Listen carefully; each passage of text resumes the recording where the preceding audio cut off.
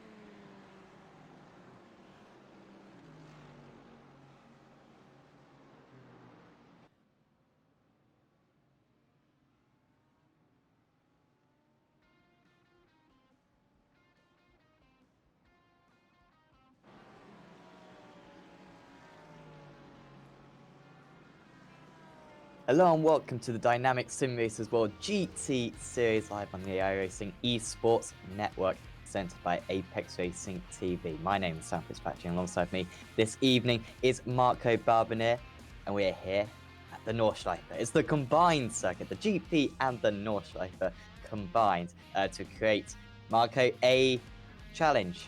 Safe to say, it is one of the biggest challenges in all of motor racing.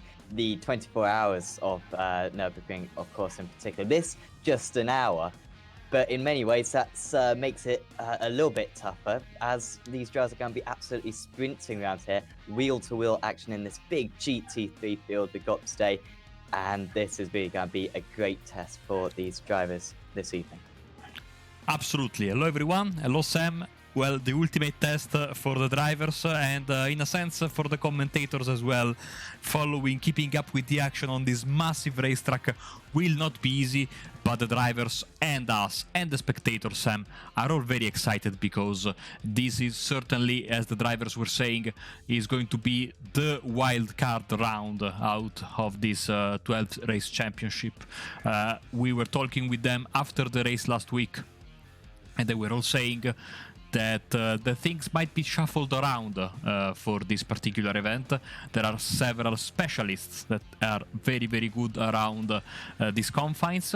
As we say hello to our live stewards, of course, Peter Grauels and Bart Delman, that make their presence felt thanks to their to the SDK gaming software. Good evening, Peter and Bart, and hopefully you are enjoying the pizza and the beer as per usual. So, we'll see a very, very different race maybe tonight, and Sam, qualifying will be tough because long track, and you get an off track and it's over for you. You have to start again. So we might see some big hitters, run into trouble, and some maybe drivers that are a little bit behind. Maybe they can emerge, from the back of the pack and surprise us. So let's see what happens as everyone is going through their warm-up lap. And of course, unlike the real-life 24-hour race, you can't, use the GP track to basically cut short the warm-up lap. You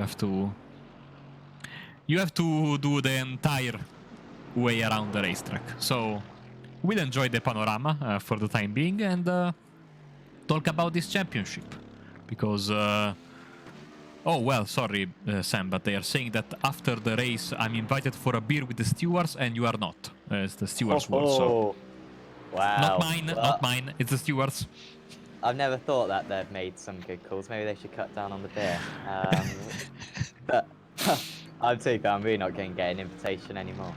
You know, I'm on the line to steal the job if you that makes you happy, because Saturday we are going to have the very first Italian auto club esports race director course and exam, and I will get my license hopefully.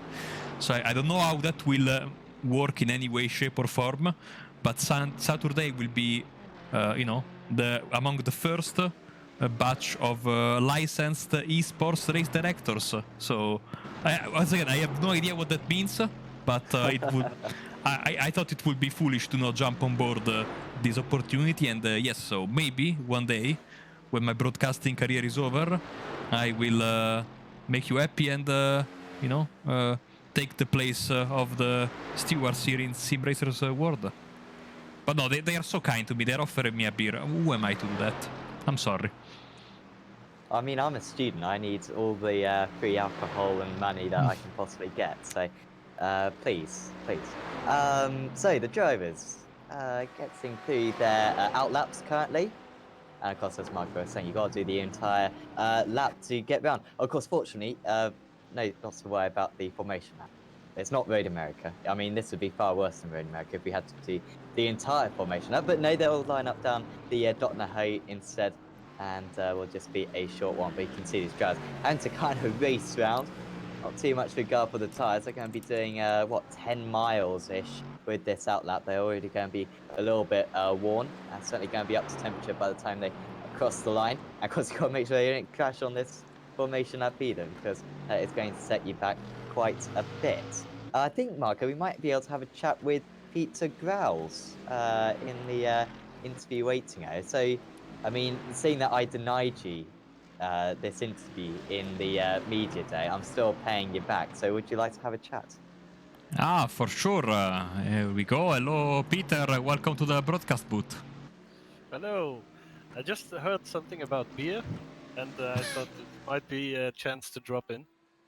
Absolutely. You are always welcome, and beer is always welcome, of course. Getting ready for a very tough round tonight, I think. No matter the series, no matter where we are, it's always tough when we come to the Nordschleife, and it's, I imagine, super tough for you guys to follow the action along this very, very long circuit. Yes, only qualifying on itself is even tough. So as the race progresses, I think drivers will be on all sorts of places on the track. So yeah, having to look at it all, it's going to require some good stewarding. So, are you concerned at all about qualifying, in the sense that it is going to be very, very tough to set a time, because you just get an off track, you have to do, all the pace lap again. Sorry, the lap again. So to get yourself ready for the flying lap. So, is there going to be, you think, some chaos with drivers not being able to set their lap times and starting out of position? Yeah, definitely think that will happen, because, like you said, you have a lap. First, you have an out lap, which will cost you about 8 minutes. Then you will have one chance to do it, and if you don't do it on that one chance, you get a second chance, and by then, qualifying is over, because we have some time after the qualification. And if you don't manage within those 2 laps, then you are not able to set a time. So yeah, drivers will be ranked by iRating or stuff like that. But I think the most part is during the race, and not as much racers driving themselves, but if the field settles, I think it's mostly going to be a challenge against the track. And talking a bit about the championship, it's round 6 out of 12, so it's a midway point. What are your thoughts from a stewarding point of view so far as we approach the halfway mark of the championship? Well, it's pretty clear that there's a big chance that Martin will take it down. But we've seen some very surprising guys like Chris Warner. He's been doing really good in this championship, and also I think the league initiator Ian Roots. He's been having some great results as well during the championship.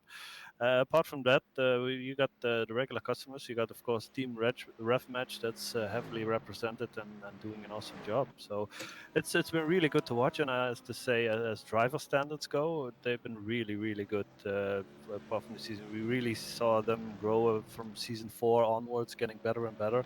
And I think Road Atlanta last week was perhaps the best race I've seen so far. One more question, because the people want to know: will there be any beer for Sam after the race? I don't know if he has a filled fridge, because to bring it over, that would be yeah. I'm going to bed after. If you... Awesome, Peter. Thank you very much once again, and thanks for the awesome job you guys do, and thanks for keeping us up to date with your race control messages during the race. Those are very appreciated. So thank you very much, and enjoy your anytime, evening. guys. Yes, awesome tool to have, and we will use it. Thanks, man. We will Have a nice catch you very soon. Good luck. Okay, bye bye. And that was Peter Grauls, so one of the two members in the stewarding booth, as we have some drivers that are finally on a flying lap. I couldn't say out lap for the life of me during the interview. I don't know why, but hopefully that has been sorted. So let's see who is the most advanced driver of them all there. Oh, well, try to look at the track map. It's not working, in the sense that there are too many drivers, and maybe it's Van Loosenord. Yes, I think he's... No, he's not. Sorry, Sam. I'm trying to figure out, but I guess we'll know very soon. Are you trying to figure out who's first on the track? Yeah.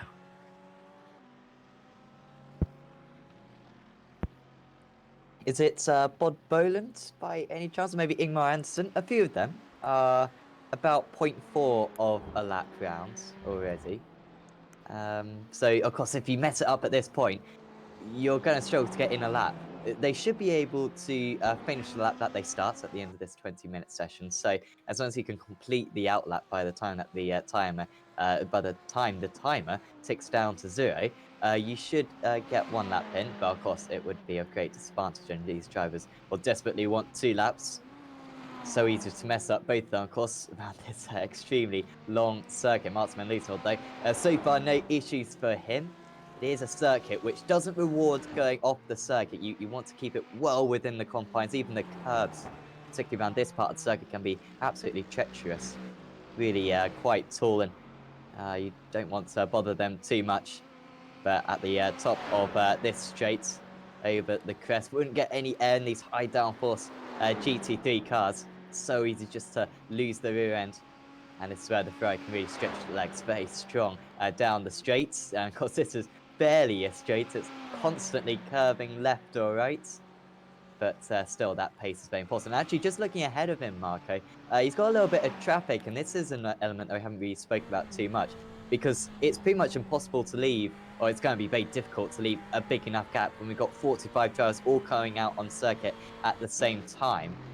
I think Van Loosenholt might catch some traffic by the end of this, just because it's really difficult to leave a big enough gap. You know, exactly, and I think the organizers did the right thing in not changing the rules for this championship. Sorry, for this event, and so the drivers will have to contend with what they've been doing, the entire season. But of course, anything and everything here at the Nordschleife is kind of unique. So I think, I was thinking, using the mentality of the bad driver, which I know very well, wouldn't it be better if you're not like a Van Loosenholt, a top guy? Wouldn't it be better to just have a safe lap around, get your lap in, and who knows how many drivers will get no valid lap time, because that could be a factor. Where's that Tyler Lugo victory just ahead of Van Loosenholt? He's now on the grass That could well be a 1x and might be squandering that lap, but great news for Van Liesnold. He's cleared those 2 bits of traffic, caught them very quickly, might even catch more traffic by the end of this lap. But he lost pretty much no time there whatsoever. But you're absolutely right, Marco. I think someone like Lugo Vickery, for example, he usually is on the last couple of rows on the grid. Such a competitive field, this, that quite often the grid kind of is very similar. And we kind of got these same drivers at the back who are, very good drivers, but just maybe lack that 1 lap pace. And yeah, just to put in a banker lap, probably going to line up on the grid a little bit higher than maybe they usually do.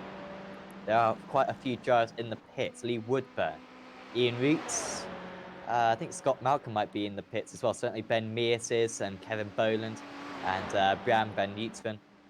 So a few drivers certainly are going to be at the back of this field seemingly. Of course, if you go out at this point, you're probably not going to have time to complete the outlap and start your flying lap. So big troubles for those drivers. Potentially no troubles for Van Liesnold. Still no one has crossed the line yet on their lap time.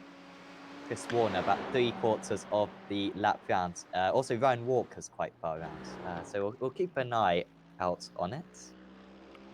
Yeah, unless you are driving a DeLorean, it will be very tough to get out in time right now. So, I mean, the drivers that are in the pit right now, either with a penalty or, deciding, it's better if we stay, in the pits and wait for whatever happens. Also, I was reading the drivers chatting before the race, and Ian Roots has admitted to never finishing a race around his racetrack. So he's in for a tough race tonight, as the drivers are finally starting to come home. Bob Boland and Ryan Walker, as they are on the final straight.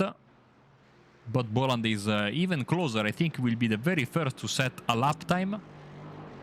Final corner for the Meraki Racing driver, number 26. Here he comes. And he will pop on top of the left side of your screen if it's a valid lap. Which is it? Yes, 8:06.7. So that's the first driver. Here comes Ryan Walker with another lap, which is half a second, no, 3 seconds away. Martin Plowman is half a second away from the pole position. Yeah, Boland with a lap time about 3 seconds slower than what he managed in practice. Fastest lap time in practice was by Van Liesnold, which was an 8-minute dead. But with a little bit of traffic, maybe I think the track's probably got a little bit warmer as well. It's going to be a tough time to beat that from Bob Boland. Ruben Van Buell does a pretty good effort. Gets within 0.2 of a second. Mega close lap times we are seeing here at the Nürburgring so far. Plowman in 3rd place. Warner now moves up to 2nd. Less than a 10th slower. And yeah, less than a 10th slower than Bob Boland. They're getting close. So far, no one has beaten it. Great to see this. It's almost like a old F1 where the drivers would do 1 lap. Each try to beat the benchmark.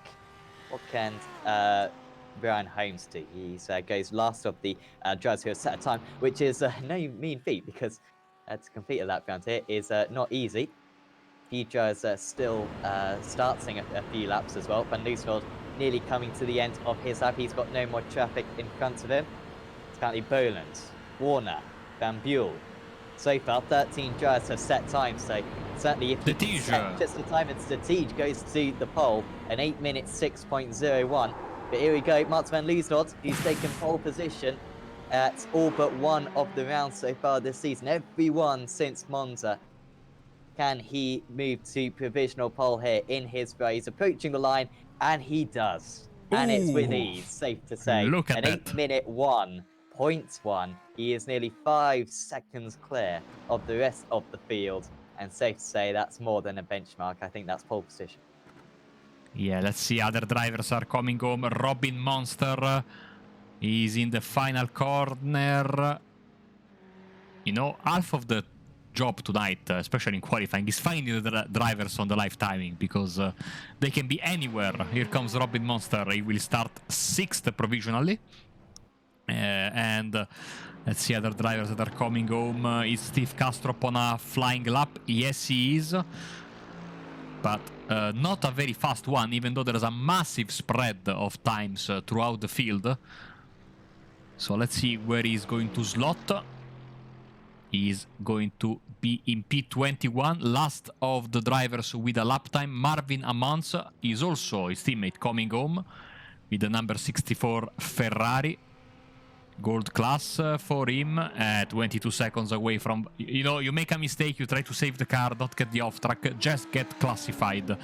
And even then, you know, it's not that bad because Kastrup, Amans are midway through the pack, which is not a bad position to be, you know, since we have 46 cars ready for this race, Sam. So just getting the car home, I know it's not, you know, very flattering to have, you know, to have lap time 22 seconds behind the pole sitter, but at the very least you are leaving half of the field behind you. Checker flag is out, and the drivers can complete their times. It's surprising that no one has really gone for 2 laps. I realise that's quite a bit of fuel, but if I were them, I would not have confidence in myself on the first lap, but pretty much no one seems to have done that. So also, of course, the tyres are going to get quite old, and yeah, I mean, that's pretty much half the tank that they're allowed if you're going to do 2 laps. Well, Moon's approaching the line. By the way, Ryan Walker up in 11th place. He was saying how he was it was nerve-wracking his lap. I mean, it was very quick as well, his lap, and I'm quite sure that will be the highest grid position for the 266 driver in his Simracersworld career, and a real opportunity for particularly the silver and the bronze drivers to make some headway in their respective championships. Of course, it's all about where you finish overall. You desperately want to beat drivers who aren't even in your class, so this race is a fantastic opportunity to do that. John Barnes also setting a time.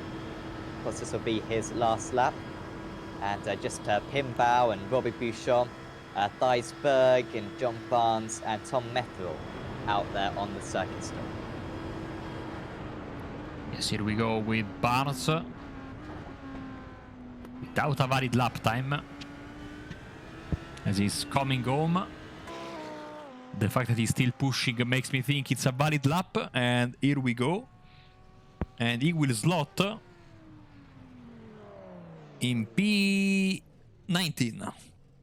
Thijs Berg also coming home. This could be decent from Berg, one of the front runners in the bronze championship. By the way, the bronze championship, or the championships overall, Van Lees, Nord, Warner, De Tiege, that's top 3 in the gold. And then in the silver, Anderson and Shermans are very close to one another, 1 point between them. Steve plays 3rd in that championship. I think none of them are qualifying time, so it's safe to say none of them are going to be extending their championship lead handily today. Dries Mujdi is leading the way in the bronze category, with Berg in 2nd place, like I said, a front runner, and William Bush is in 3rd. But a poor qualifying for Mujdi, I believe, so an opportunity for Berg. If he can set this time, along with Bush, who's quite far up the field, for them to get some points back in the championship. Here comes Thijs Berg. Where does he pop his car? It's an 8 minute 16.9, 17th place on the grid for him. It's behind William Bush, but he's still 2nd place out of, or one of the top drivers, at least in the bronze category, so he'll be quite pleased with that. Yes, going back to Mujdi, he hasn't set a time, so we start provisionally in 37th place, very, very, very, very far away. And of course, let's talk about the track for a second, because we are using the shortened version, of course, of the GP track, because in the 24-hour of Nürburgring weekend, this is basically used, part of the racetrack is used like an extra paddock.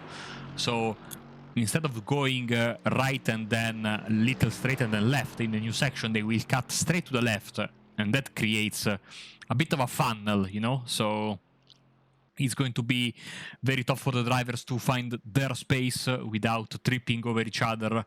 It would be such a shame to, you know, end your race prematurely, especially considering, like we were saying, that here you can really, you know,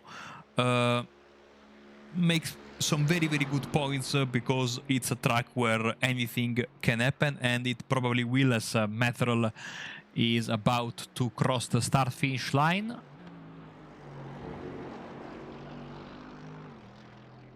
Yeah, we want to be nice and high up, will Tom Methel.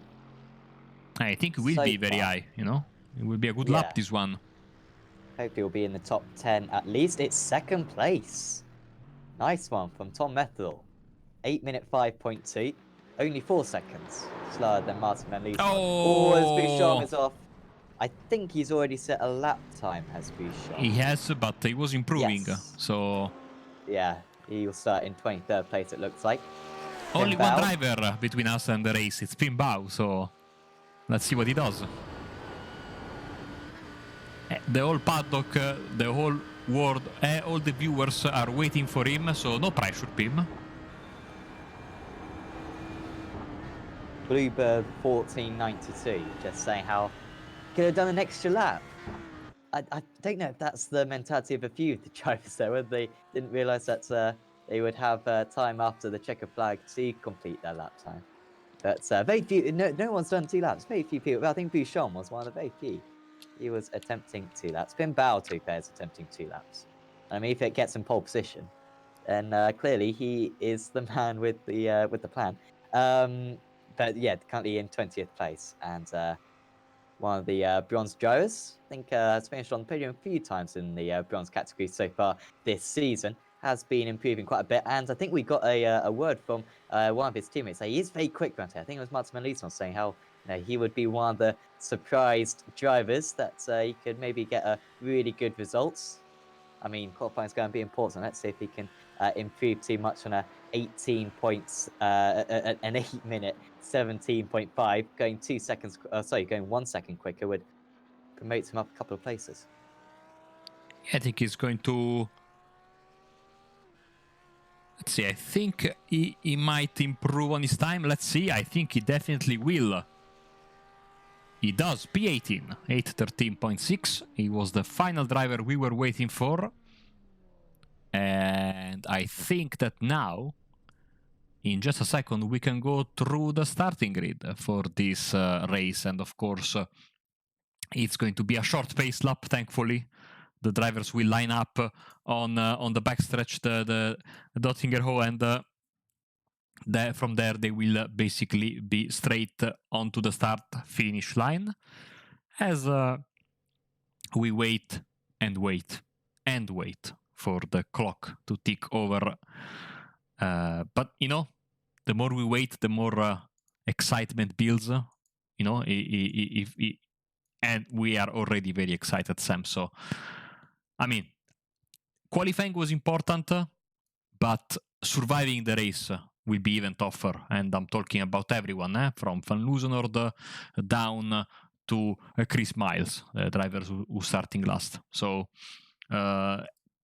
you can be the quickest and then find a lapped car, or taking a bump the wrong way or a curb the wrong way, and you are in the wall, and all your good work is undone. So this is going to be very, very difficult, and again, very exciting. I don't know, iRacing, what is iRacing waiting for to advance the session? And in the meantime, enjoy some beautiful shots of the nature here at the Nordschleife.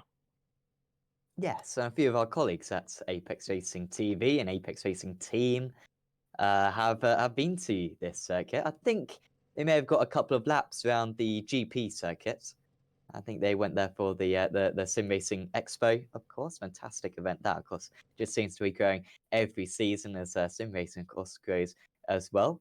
And yeah, I think it collides with the Blancpain GT series, which is pretty cool.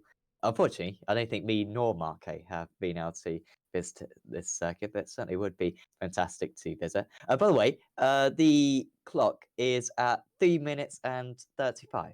So for some reason, I think we had this with the BSR MX5s before, also on the iRacing Esports Network. That's every Tuesday, of course, where we had like 10 minutes to go, all the drivers across the line, and we just had to wait for the clock.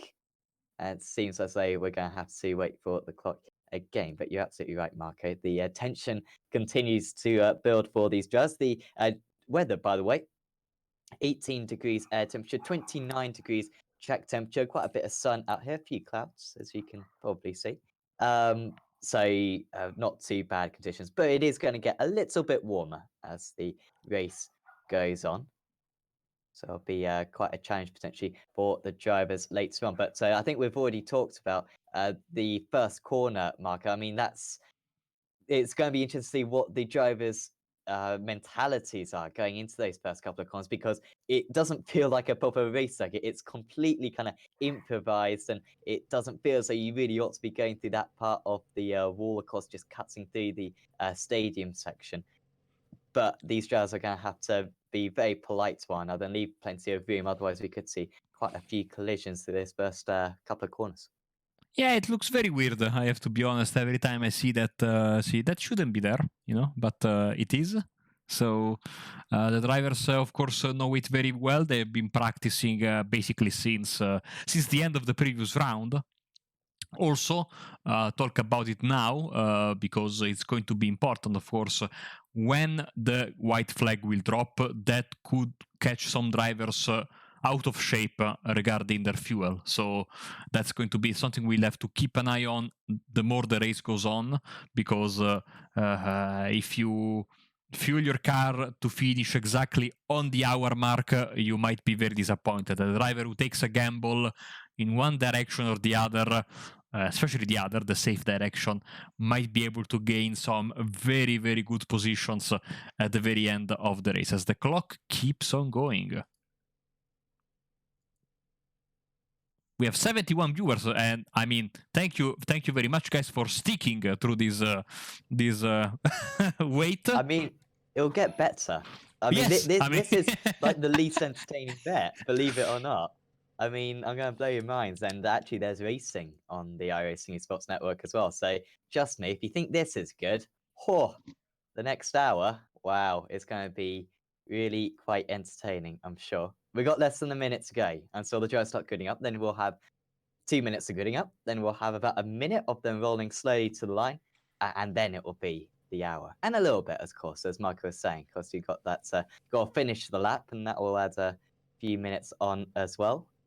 But yeah, thank you for tuning in. Of course, if you haven't already, leave a like on this video. We'd super appreciate it. And also subscribe to the iRacing Esports Network. And also check out the Apex Racing TV YouTube channel. We broadcast many races similar to this, lots of official series as well. Also check out our Facebook page. There you can see a proper schedule of everything that we broadcast, so you can maybe take part in some of those events or just watch along as well. 8 seconds to go. Here we go. You About sure? to advance. Yes, I hope so. I really hope so. I mean, if it's not, then we may as well give up, You were pack right. up, and go home. But here we go. We are about to start grading up, and on pole position, we've known this for a while. Mats van Leesnord by 4 seconds ahead of Tom Methel in second. Matthias de Tige is on the second row of the grid alongside Bod Belling. Good qualifying for Belling. Usually a bit more of a racer, but very positive that he's already up there on the grid. Chris Warner starts in fifth. Then it's Ruben Van Buell in sixth.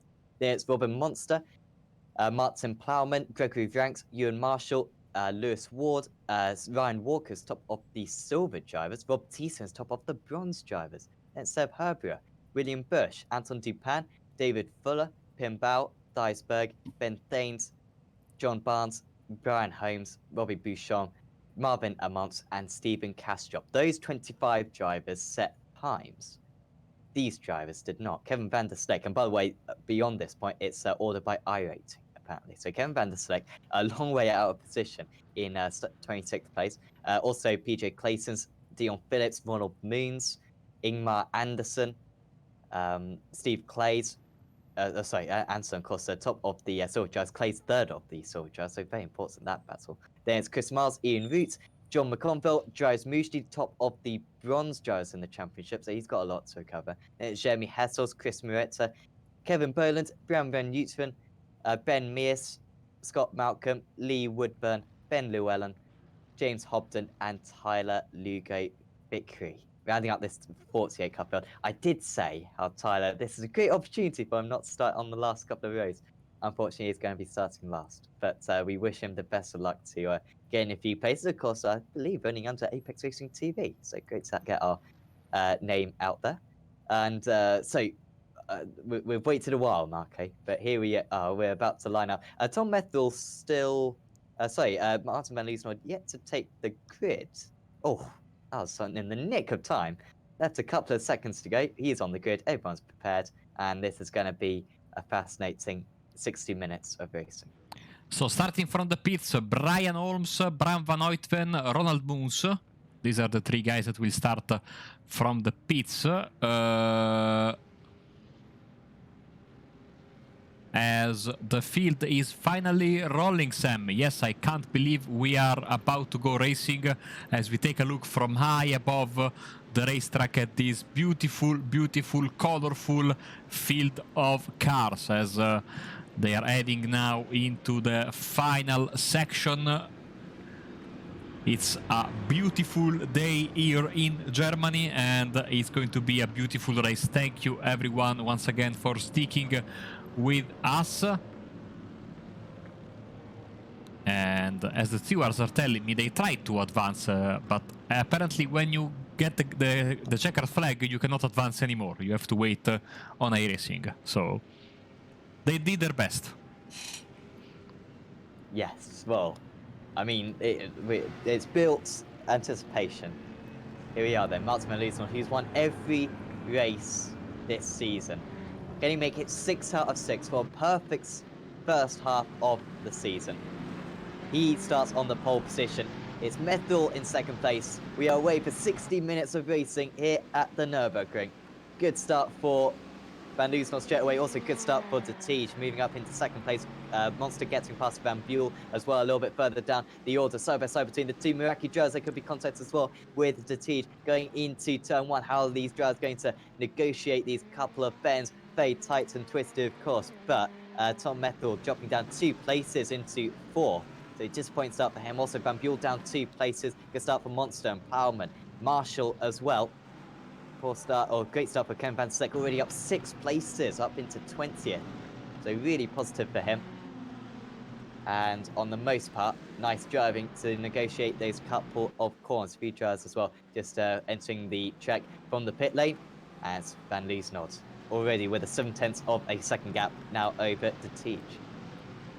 Yes, so now the long fight starts. Of course, this first lap imperative not to get slowdowns, and there we go. Martin van Liesnoord, victim of a slowdown straight away. Talk about a commentator's curse, or maybe I'm a very good commentator. You decide. But surprise straight away, and now the Tige, Boland and Methil all jump the championship leader and defending champion of the gold and overall championships. Unbelievable. You see he cut a little bit of the chicane there, and that was enough. Not the biggest of slowdowns, but that's 3 positions gone, and in a hurry your advantage for the pole position disappears. 2 drivers dropping down the field. Muret, one of them. Also Roots and Lugo Vickery, I think, getting very poor starts at the start. Also Castrop falling down the order. And Mujdi, that's big for the Bronze Championship. It wasn't a good qualifying for him, failed to set a lap time. And he's already fallen way down the order in the race. Here we go with a replay. Contact at the at the NGK chicane. With a ref match competitor. Who was that? I saw someone spin in front of the field. It's Chris Moretta. Oh, and that's Vickery hard into the barriers.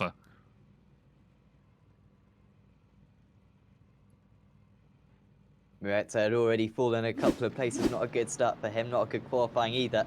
And this was how Roots got involved, was it?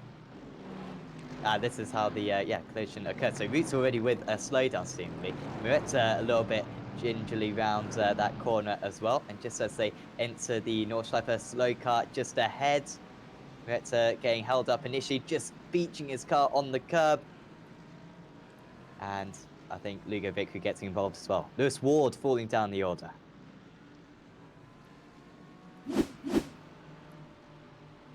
Going slowly and slowly. And Dion Phillips also with issues. And Berg. It's all happening. If this is going to be the attrition rate for this race, we're not going to have many left. once the checker flag is shown, and Phillips as an unusual spin there.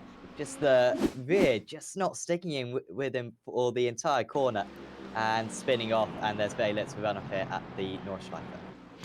Okay, let's try to focus on some on-track action as Van Loosenord overtook Metrel while we were showing the replays, and now he's trying to get the best of the driver in second place, Bod Boland.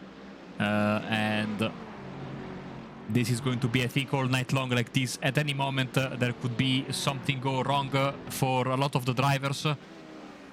But let's go on board with Van Loosenord while we're at it and bring up the dashboard. This way we can have an idea of his driving style. Of course, he will be furious with himself, but you know, he's still in you know, generally when you get a slowdown, in the first couple of laps you lose tons of time. He lost 3 positions, yes, but he's still very close to the rest of the top runners. So making it life difficult for himself, but still recover a situation that can be recovered. Yeah, I remember when he got a slowdown in the first round of the Apex Racing League's British GT Championship. That was first round, first lap.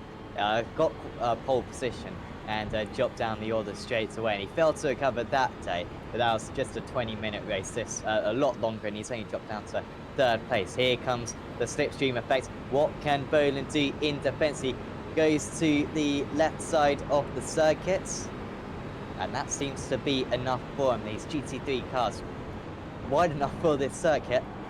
Really difficult to make a move there. In the Masters, it's ever so easy because slipstream effect's so strong, the cars are quite small, very difficult to defend. But in these GT3s at such high speeds, it's very difficult. Seb Herbert off the circuit. He was having a good run. I think he may have even been in the top 10. He almost takes out a Dynamics driver. That was Anton Dupin moving past, and Dupin having an awesome run as well. It's a silver driver, remember. And I'm fearing for Herbert, although, as far as I can see, not too much damage on that Simracersworld car.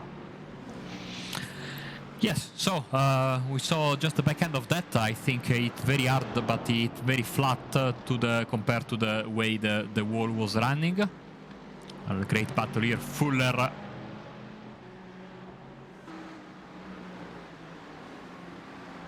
Van der Slick, Bau and Thanes in this group right here. 3rd in his class is David Fuller. Needing desperately, I don't want to jinx him, needing desperately a good result for his confidence. The defending bronze champion showing that he has the pace to hang with the top drivers in silver, but missing consistency this season. As we have a little bit of a moment there for Van Loosenord, Boland and Metrel, as they both flashed in red, I think. But they're still on the racetrack, as the first lap, I would say, is about to end, because we are basically 80% into this first lap, but it's still a long way, a couple of minutes still of driving around this most unique of racetracks. Now, can the Team Meraki drivers use the slipstream, the long dot in the high, to their advantage? What they kind of want to do, and I realise I'm orchestrating this quite a bit, but if Boland doesn't have much of an advantage over Van Loosenord's going to have to dip out of the slipstream very early. As we've got side by side, that's great. Chris Miles losing a place to Clayton, who of course is a little bit out of position. Like I was saying, Van Loosenord wants to be a little bit further behind if he possibly can. Boland wants Van Loosenord to be quite close, and then hope that Metal can absolutely slipstream past the pair of them. Van Loosenord, though, a decent margin back. He's going to get a nice bit of momentum up. Usually we see the Meraki drivers very quick down the straights, I believe. The Mercedes pretty handed down the straights. Here comes Van Loosenord, making it too wide down this straight. Now, what can Metal do behind? Because he's now the one with the slipstream. Can he pass the pair of them? The two Meraki drivers causing a little bit of bother for one another. He's going to move up into 3rd place. It certainly seems as though Van Loosenord is going to consolidate this 2nd place. Side by side they go. And they got to the side. He takes the lead. There they go. Boland almost makes contact, and that could have been a whole lot worse than it ended up being. This is Walker and Tyson also side by side. Oh, no!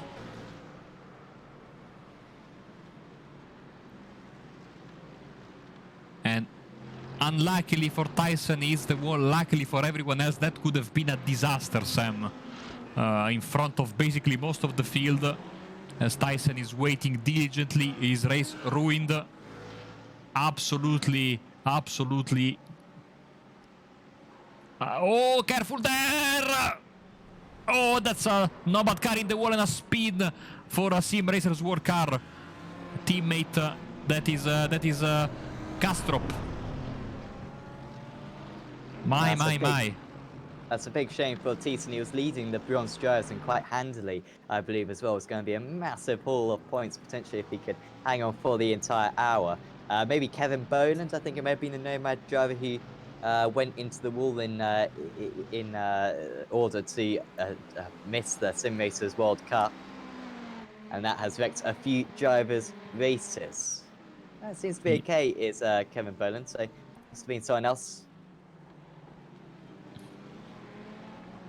Let's bring up the battle box to have even clearer picture, if possible, of what's going on.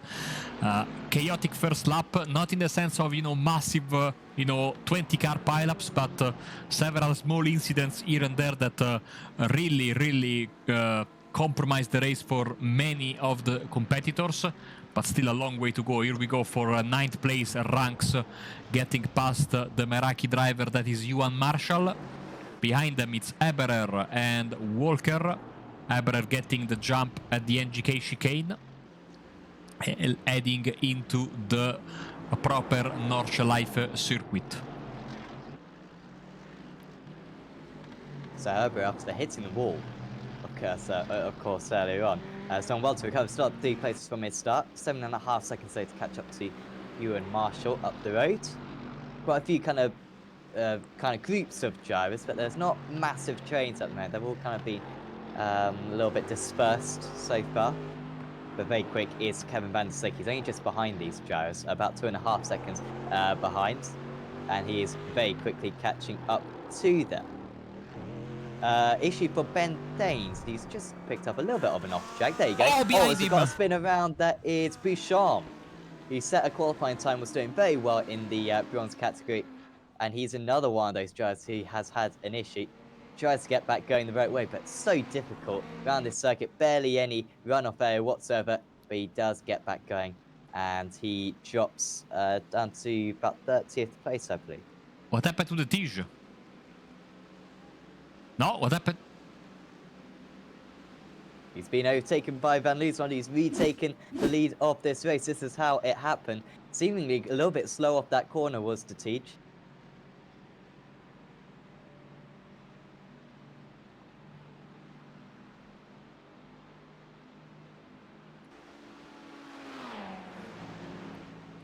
I was a bit surprised because didn't look like Van Loosener was that close to try a move, but that happened. So Van Loosener back in the lead. Of course, let's keep an eye on your monitors and our monitors as well, because lot of action in the first lap. The stewards will be on it, I'm sure, and we might have some communications about it very soon as they go through all the various incidents that plagued the first lap, as we are now 12 minutes into this race as Marvin Amanz with a... Oh, I was about to say good save. No, sadly not. Straight into the wall. And that's it for him. Wasn't originally going to do this round, was Marvin. I don't think he's a big fan of this track. And that's such a common issue. Once you get on the grass, that's it. You're just a passenger. Tries to get back onto the tarmac, right thing to do. But by which time he was carrying too much speed into that next chicane and into the wall. Big shame for the driver who's returned to this series after a little bit of an absence. Ryan Walker, who was leading the silver drivers, I believe, just drops down a little bit, down to 14th place now. That's not too bad, but Anton Dupin is now leader out of the bronze drivers, out of the silver drivers, sorry. And this is how it happened to Ryan Walker. I didn't his name, so it wasn't a slowdown, of course, but that is quite fortunate for him. He realised he had the spin, he put on the brakes, and he avoided any contact with the wall. Big fight in the silver class here. It's Clays, Thanes, and Essels 5th, 6th, and 7th of this particular class. And look how close they are as you're jumping on board. Also, Anderson is not that far away. In fact, there he is. Oh, no, you see here a small mistake, and it ends in tears, you know. So these drivers have to be super careful side by side there. Let's go to the blimp, you know, to keep the 24-hour style, you know, alive. Because I cannot possibly imagine having camera guys all over the 20+ kilometers of this racetrack, you know. No, I think any footage they have of the Formula 1 races around here from like the 60s and stuff, the majority of the track not covered by cameras, so you don't actually know what's going on the majority of the time. And so to say, we haven't done a camera pack for this place, so apologies, but it will be one of our last camera packs, I think. We're currently trying to work through them, so we'll have some nice shots instead of horrendous cameras. No offense to the iRacing default cameras, they're brilliant, but we just would like to improve them a bit. So Walker gets past to Pan, by the way. And back now, into the lead as Metherell with issues. He's wide, here comes his teammate Poland. Oh, not enough room to pass. Ward goes in the grass there for Fury Simsport. As Van der Slick is pointing in the wrong direction behind that DTM sign. I thought was another race car for a second. Oh, be careful. As he's doing a 3-point maneuver. Oh. And now Warder is going very slowly. It's just a slowdown after cutting that corner. Was running in 4th place, was Warner. He's down to 8th now. End of the road for Brian Holmes. Which is not this car, it's this car. Oh! That's Scott Malcolm. And that is one of... that is Holmes, of course, in the Excite Audio Division livery.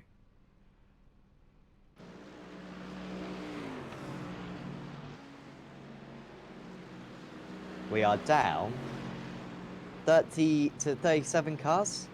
I believe 47 took the start.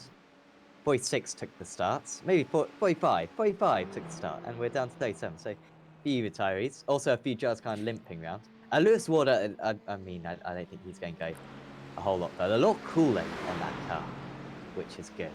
The rest of the situation for it, not so pretty. Side by side with Metherell, aim to defend from Monster. And a little bit of an underwhelming qualifying did Monster. Usually on the front couple of rows of the grid, but certainly showing some good consistency in the race, and a podium is looking possible for him.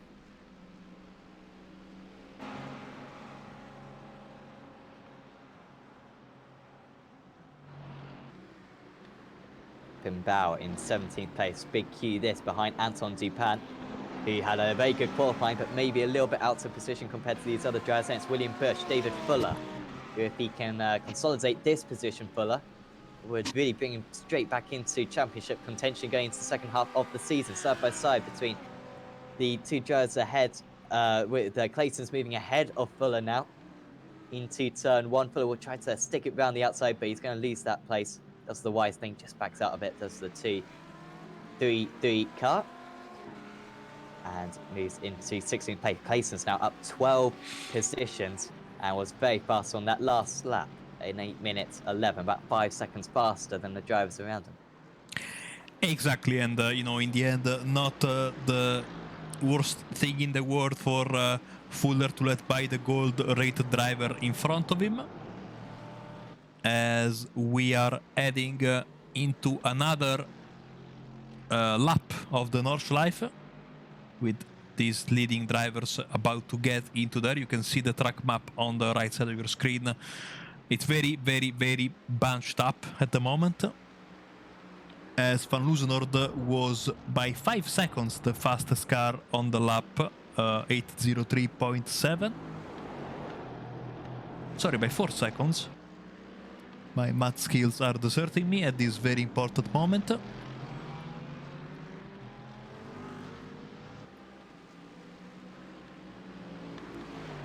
The Teach, though, doing a Good job. I mean, he's only 2.5 seconds behind, is to teach.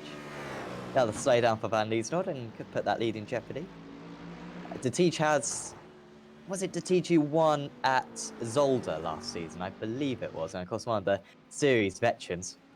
And if there's ever a sniff at an opportunity of a win, he will certainly take advantage of it. And clearly, really likes this circuit. BMW probably quite strong around this place as well. Of course, Dopnahoe is a big weakness for it. It can lose a significant amount of time. I mean, probably over half a second just down that straight. But everywhere else, it's very nimble, very small is that car. So very good around this narrow circuit.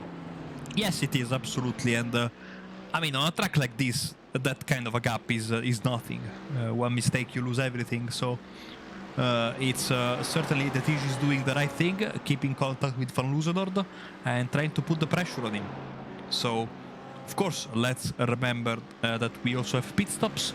And the pit entry is a bit dangerous. We have seen it in real life as well. Drivers diving in at the last second. Maybe being on the outside while making a pass or a lapping or something like that. We have to keep an eye on that as well, as Pinbao is now... Oh, no! Well, I have no words. David Fuller, who's had a few self-inflicted spins so far this season, which have really hurt his points total. That was certainly not his fault. And that is great disappointment. He's had to tow back to the pits. So it was Pinbao then on his tail. And, I mean, just misjudging his braking a little bit there. Well, you know what? Oh. Fuller's got a slide on and really is struggling for pace coming out of that corner. And Bao very close to him. Very different amounts of speed you can take into that corner. Of course, it's quite banked. Clearly, Bao a little bit more confident through that. And hitting his, his rival. Plowman with a big oversteer moment, missing the corner, and loses a couple of places. So Plowman, he was running, I think, as high as maybe 5th place. He's back down into 9th now. Game over for Mujdi as well. I was meaning to say this to you before the broadcast. And that is certainly not ideal, and the stewards will not like it. I think that was Steve Kastrop getting involved, despite his best efforts into that spin. I was meaning to tell you that corner there in particular, I saw plentiful of crashes in practice, and I thought it was due to drivers, being very aggressive, trying to set a good lap time. That is a section of the track that really invites you to push, no? And you take the right-hander into the forest, it's beautiful. But we are seeing in the race as well a lot of mistakes and crashes there. So it has been the tough corner of the day so far. Yeah, the big challenge so far. I mean, there's so many difficult corners around this circuit. It's quite miraculous how drivers can consistently put in lap times around this place, because every single corner is difficult, and there are a lot of them. Winning Bush backing out of that move, quite a wise thing to do for the 359 car. Placements up another place. He's up into 14th now. That of course is the sorry, Sam, because it's important also to name, because it's a long track. I keep saying the right-hander, the left-hander. Of course, the drivers. I'm talking about the Arenberg section of the racetrack. I know someone who pretty much can name every corner around this circuit. I am yet to really try, to be honest. The fact that I know it, of course, off by heart, as every iRacer, or most iRacers do, I think. It is quite memorable, safe to say. I think that's good enough for me, but remembering the corner names is going to be difficult. I do know that they're coming up to the carousel, though, in a couple of corners. Van Utsven, along with the Nomad driver just ahead of him.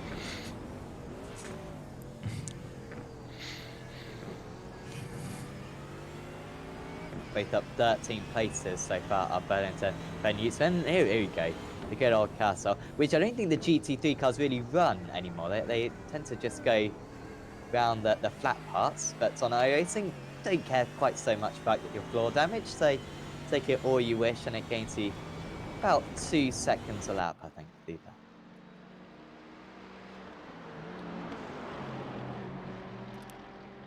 Van der Slick with an issue. Or was it Van der Slick? Someone, I think, just fell down in that area. It was either Hetzel's, Van der Slick, or Anderson, but a little bit of a change of position amongst those drivers. Here we are, it was Anderson. Okay, so there was something. I thought I was going crazy. Oh. Good save. I have to say that could have gone a lot worse. Metal v Monster. And this is a good distance to be away because Monster can develop a lot of momentum down the first half of the straight. And then by the time he pulls alongside, his momentum is far too strong, pulls a little bit of a gap. Now Metal will start to, instead of decrease or losing time, he'll start to gain time as the slipstream now kicks in for him, but it's not going to be nearly enough for him to re-overtake going into the final corner. And so now got Rowan Monster up into 3rd place. We have match at Red Atlanta. We're running in the top 5, I think, at one point. It's certainly not going to be as successful today, but 2 cars on the podium is no mean feat. Driver standards warning for Pim Bao for that contact with David Fuller. It is Pim Bao. Now having to deal with William Bush, another Team GB driver. And Bush overtook Bao, I think, when that contact happened. Maybe not. No, Bao didn't really lose any time, did he? But no, he didn't. Certainly saw one of the Team GB drivers move past, or was quite close behind them. It's Goku Ranks into the pits. Of course, haven't really talked about that these drivers do have to make a pit stop. Well, certainly advised to. Limited to 70% fuel. And Ranks the first one to blink, and I think that's a good strategy, Mark. A lot of drivers will be stuck behind one another, but to pit early gets you a little bit of clean air. There is Mushdi, driving standards warning for the unsafe rejoin that we had earlier were involved in his mess, Steve Kastrop. So the penalties are raining down on his driver. So far only warnings, but of course it's a system where, of course, these are carried over race after race after race, and then you can get into bigger trouble come the end of the season, as we have another driver in. It's Bram van Uitven. So, well, Sam, we are already basically at the halfway mark of this race, so it has really gone by very quickly. And yes, these drivers will have to think hard about this, because it's not like one of those tracks where you can say, oh, I pit now, no, I pit the next lap. If you need to pit, you need to pit that lap, So otherwise you have a long way back walking from where your cars are out of fuel back to the pits.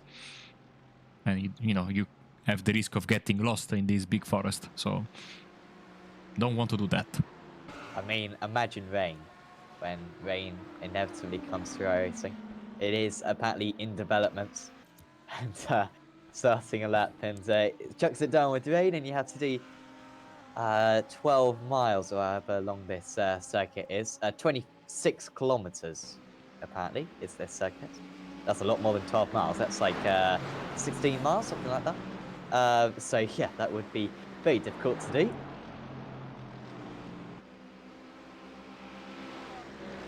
Quite a queue now forming up behind Monster. He hasn't quite pulled away as he'd hoped to. He does seem a little bit faster, but he's not way faster, let's say. 9/10 of a second, the gap between 3rd and 4th. Boland's very close. A little bit like a Ferrari situation, I'd say, where you've got 2 very quick drivers, and no one quite knows which order to put them in. Here's another couple of quick teammates. William Bush and his teammates... Chris Miles. Yeah, yes. just went past Bush. I think, speaking of Ferrari, this time I respected the team order, or yes.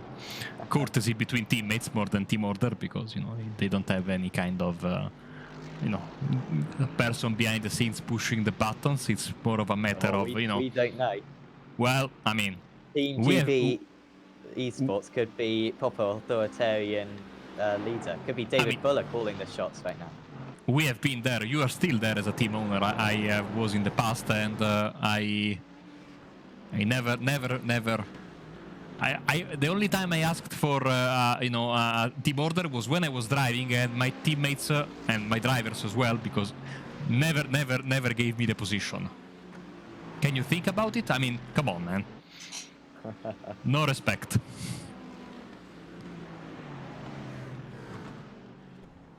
As Van der Slick is doing some rallycross, but his car still in one piece, which is the important stuff. You can deal with the slowdown and a bit of the grass on your tires. Marv goes racing, of course, Marv in a month. Oh, Van Buell. That's... Well, he hasn't hit the wall somehow, Van Buell. He's still in 6th place. This was close. Behind the two Meraki drivers.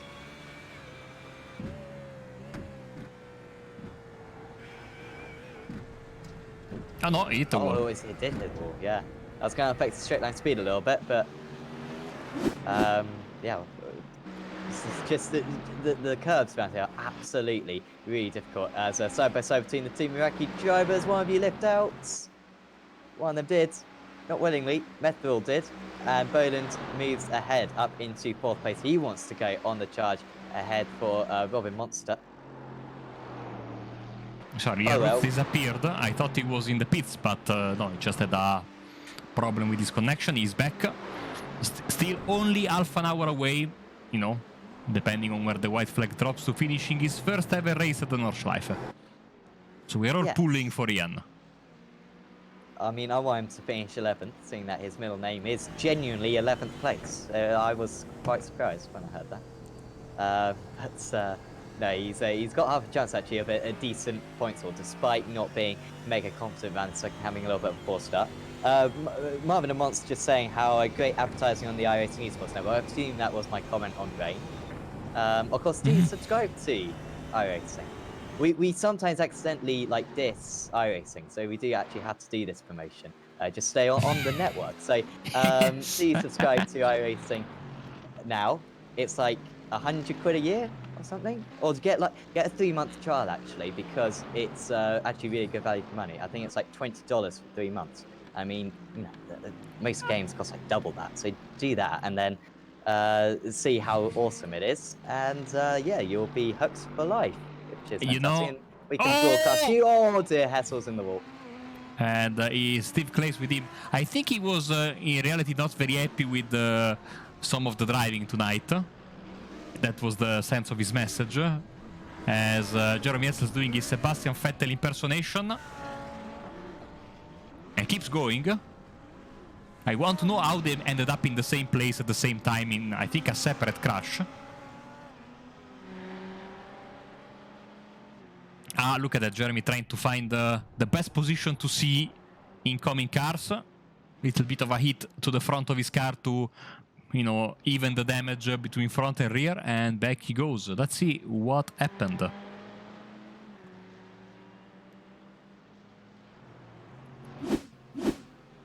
So they were nowhere close to each other.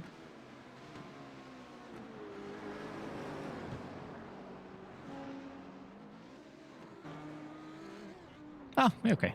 Maybe a banana skin or something onto the track, you know. Very, very bad luck, especially, you know, since they were both having a good race inside the top 20.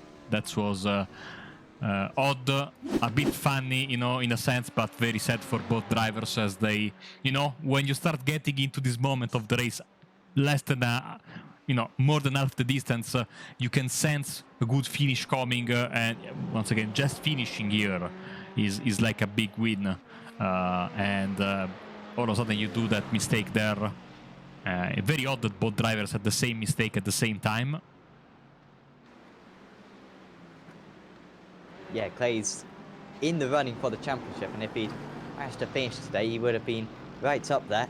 Not quite. Anson's currently in 18th place, and then it was also Sherman's as Van Buell comes in spits. Sherman's, is he even here today? I'm not quite sure. We haven't really seen much of him. I do not see him on the list of drivers, so I assume he's not here today, and this will be his drop round. Kevin Boland off the circuit. And he's back to the pits. Shame for the Nomad sim racing driver.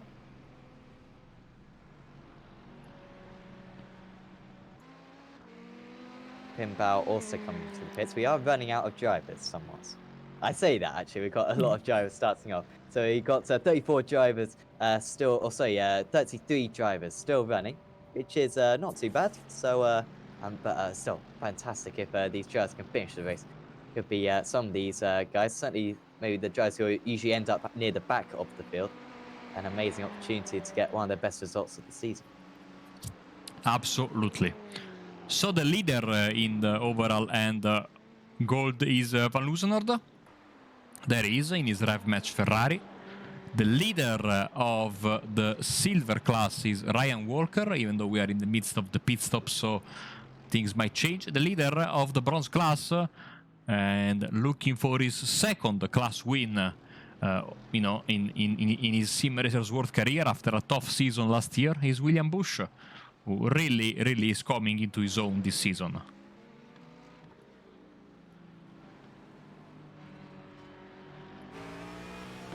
Doing well in the championship as well. Ryan Walker loses a place to beat PJ Clayson's. 8-minute 9 on that last lap for Clayson, so he's really racing along and has a decent opportunity at maybe even finishing as high as 8th place perhaps, because if there's crashes ahead of him, could be even better than that. Ian Root's now up 11 places from his start, so it's not 11th place, but it's not too far away from it. Hasn't pitted yet.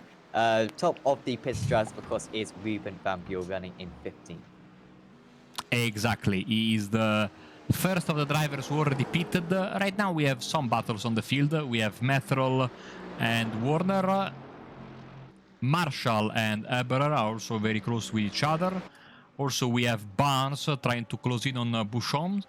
And Ben Mews, who just had an off, is trying to come back at Steve Clays, who had that big hit there with the wall, and his car certainly is not 100%. So he'll have to soldier on. Look at the right side of his car, is very damaged. He will have to soldier on for the remaining 25 minutes plus, as Chris Miles is disappearing. Oh no, he was having a great race, Chris Miles.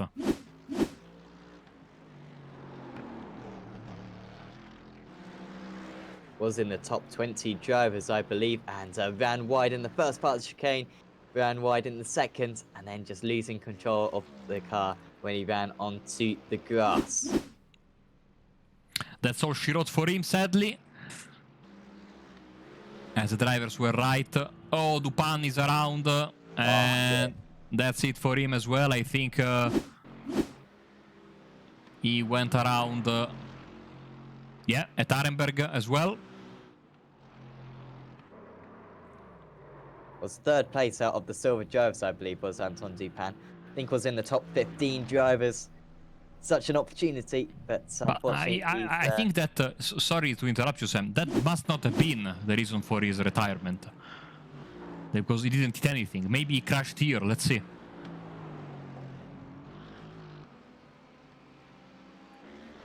Oh, yeah. Okay, that is why then. So maybe a big damage to his car, and he noticed that there was no way he could have carried on until the end.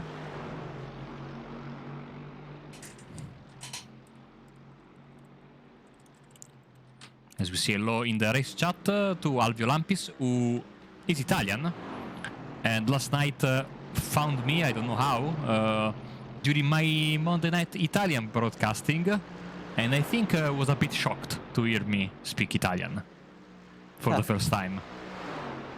I mean, I've always just thought it was an act. I've never been convinced that you're actually Italian. To be fair, I can't speak Italian, so you could just be making some words up. But honestly, Marco, either you are Italian or it's very convincing, not gonna lie. Chris Warner trying to get past Tom Methrol. Warner was running as high as 4th place earlier on, then had an off. Dropped down to about 7th. Wait. And he's been recovering ever since then. Yeah, I might be Italian, but I'm also getting older and stupid because it was on Monday, of course. My Italian adventures are every 2 Mondays, not on Tuesdays. I'm getting older.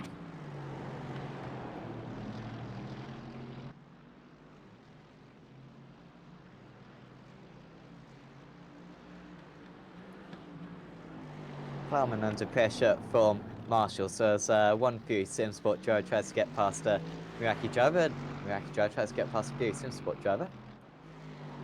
They have got only a 6-second gap to Sebastian Herber. He's having a very good run up there. Herber always on the fringes of the top 10. And actually this season the drivers have been so competitive that maybe rather than fighting for top 10s, he's been fighting for top 15s instead.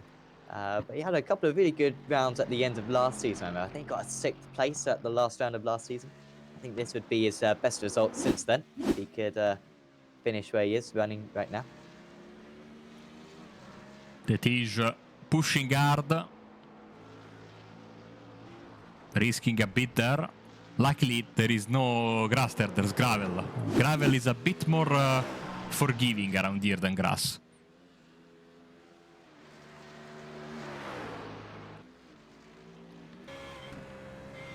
Let's try on board with Van Buren for a bit. Cross has already pitted, has Van Buren down the inside.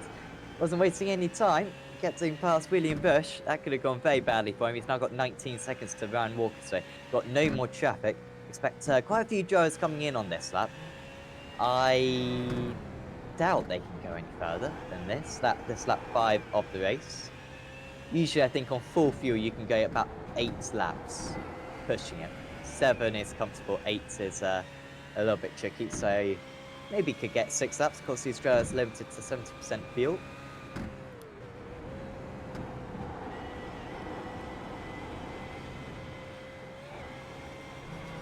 Careful there, as using every bit of the track is Van Buren in his classic Jordan tribute livery. Michael Schumacher, of course, tribute livery. But since we are on the iRacing Esports Network, without the traditional sponsors, as Van Loosenord is the first to blink, or as I say, the shepherd, and all the sheep are going to follow him very, very soon.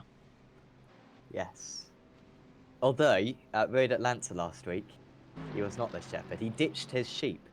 He was doing so much fuel saving that he managed to go 1 lap further and absolutely fooled us. Oh!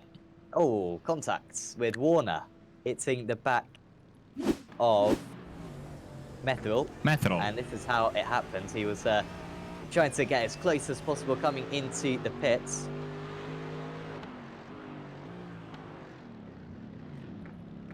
Bang! That was not a small hit, I tell you what. I hope Methril hasn't got a speeding penalty due to that. It's a very, very good observation, the one you are making, Sam. So, the Tige... Oh, I tell you what. Wow. What's going on here? He's Van changed Loosenord tyres. has changed the tires and he stopped for 43 seconds. 25 seconds longer than his rival, so that's not a speeding penalty. Speeding penalty is usually 15 seconds. So he's taken tyres there. I really don't know why. I don't know if he's just trying to make this interesting, Mats van Liesnord, because he did have a 10-second gap, but he's usually very on the money, trying to absolutely maximise it. He's going to be very quick to the end of the race, and he's got 10 seconds to gain. He's got time, but he can't afford to lose too much time in traffic. He was on the jacks, see there, for confirmation, so he's changing his tires. Either he forgot or he did that on purpose. He will probably tell us after the race, but now a little bit more spice to this finale.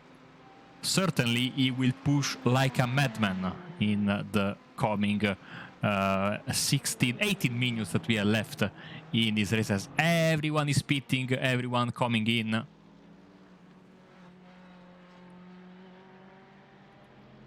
Let's see how the situation will develop.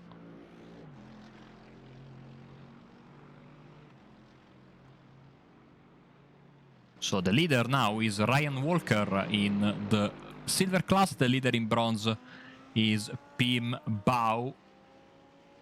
And everyone has pitted at least once.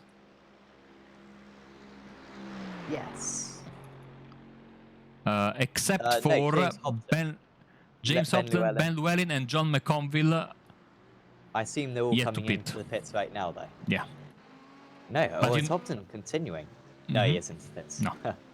But you know, it's the fact of the matter is that you know, unfortunately, they won't be factors in the deciding the race ending. You know, the class wins, etc. So, for all intents and purposes, the situation at the front has been settled, and as we have seen a lot of times in this series, is now a sprint to the finish.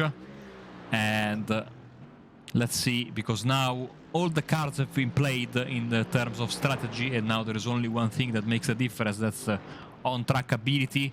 How you know, in one piece you kept your car, and that is going to be, of course, also a little bit of courage, of bravery to make the overtakes. Let's jump on board with the driver who has been dominating, but for the second time today lost the lead of the race.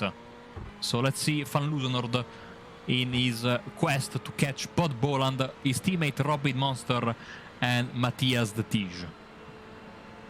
Almost like a little extra game, isn't it, on iRacing? Just setting yourself the task of 15 seconds, 10 seconds to gain on 3 cars.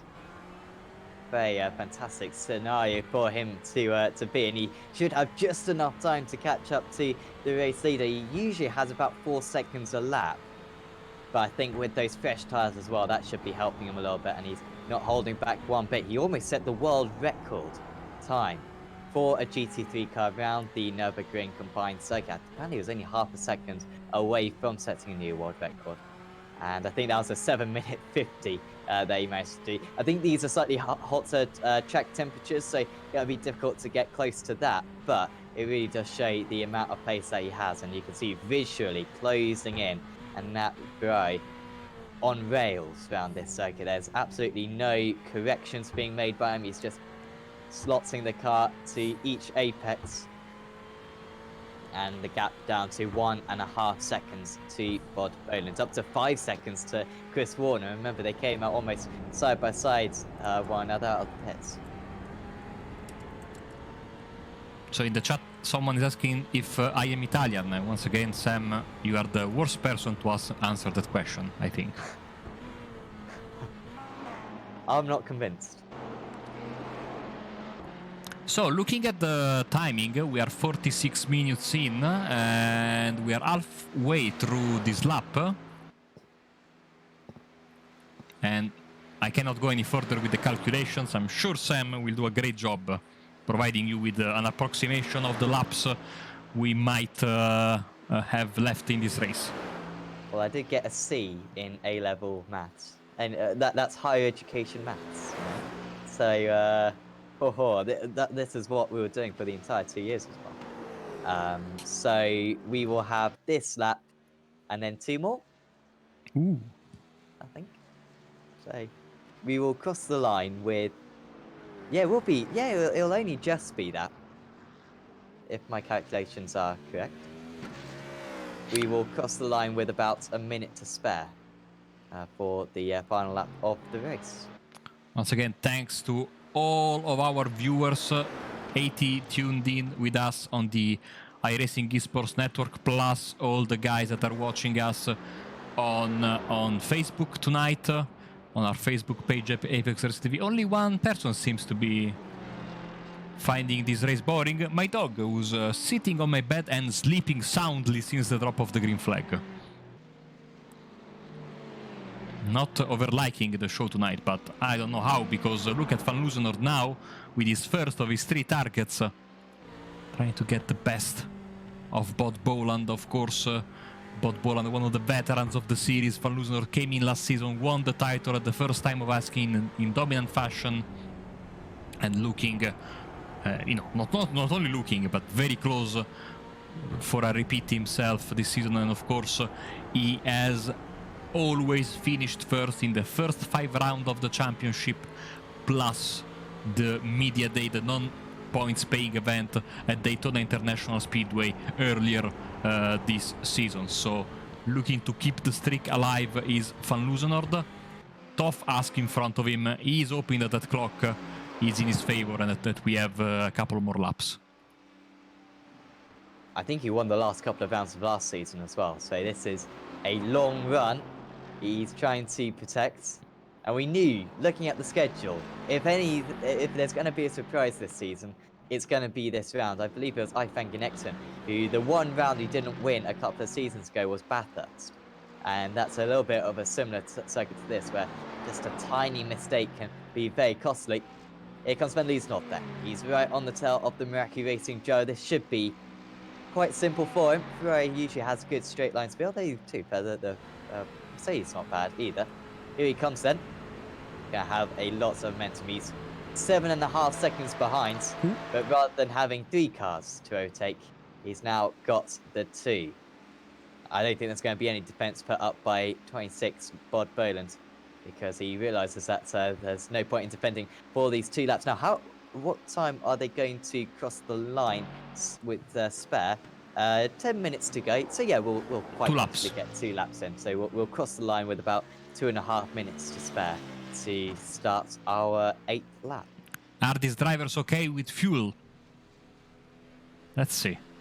This is going to be the question, of course. Martin Plowman now trying to have the best of Sebastian Eberler. Here he goes on the inside. As in the chat, a very dejected Scott Malcolm. But, you know, keep your head up, Scott, because this is a very, very tough racetrack.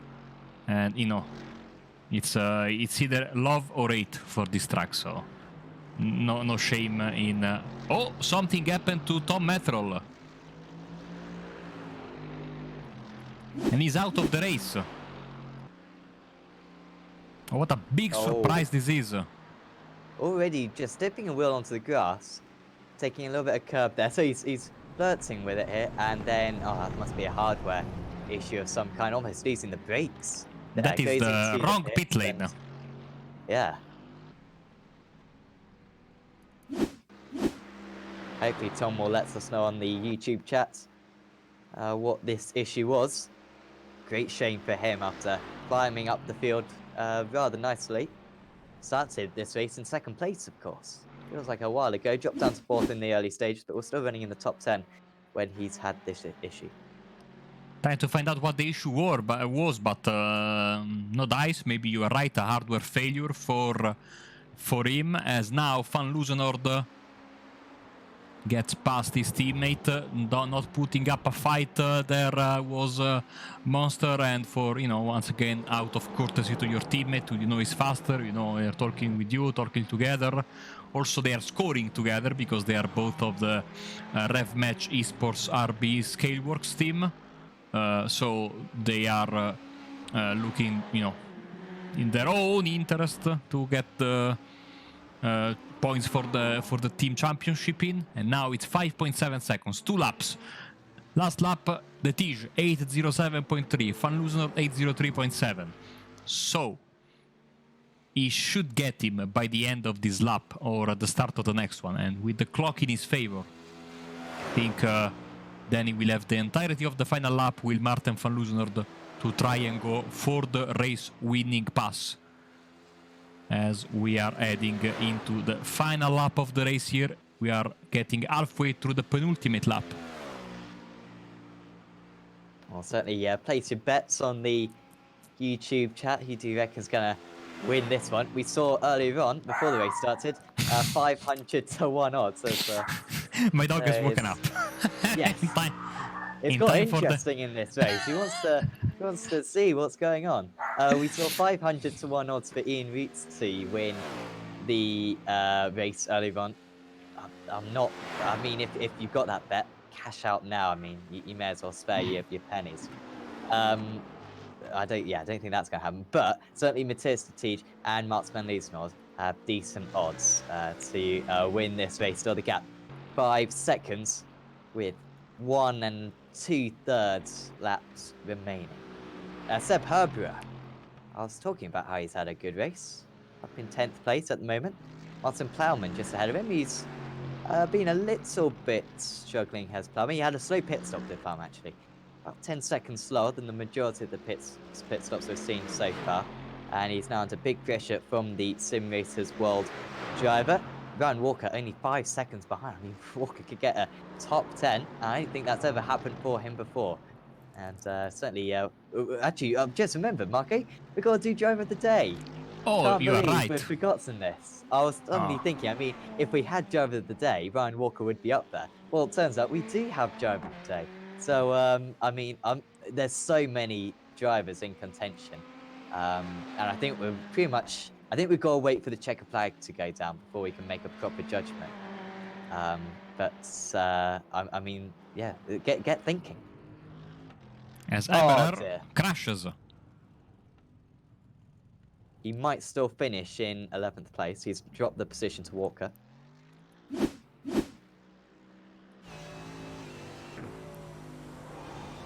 You're on board with Walker, but Eberer was already crashing, so sorry about that. Let's see another replay. Well, Ben Mears is out of the race, by the way. We'll get a replay of that once we've completed this one. It is Ben Mears, the amateur champion from... Oh, and he took someone with him. Bouchoms, I think. Yes. That's a Ardit.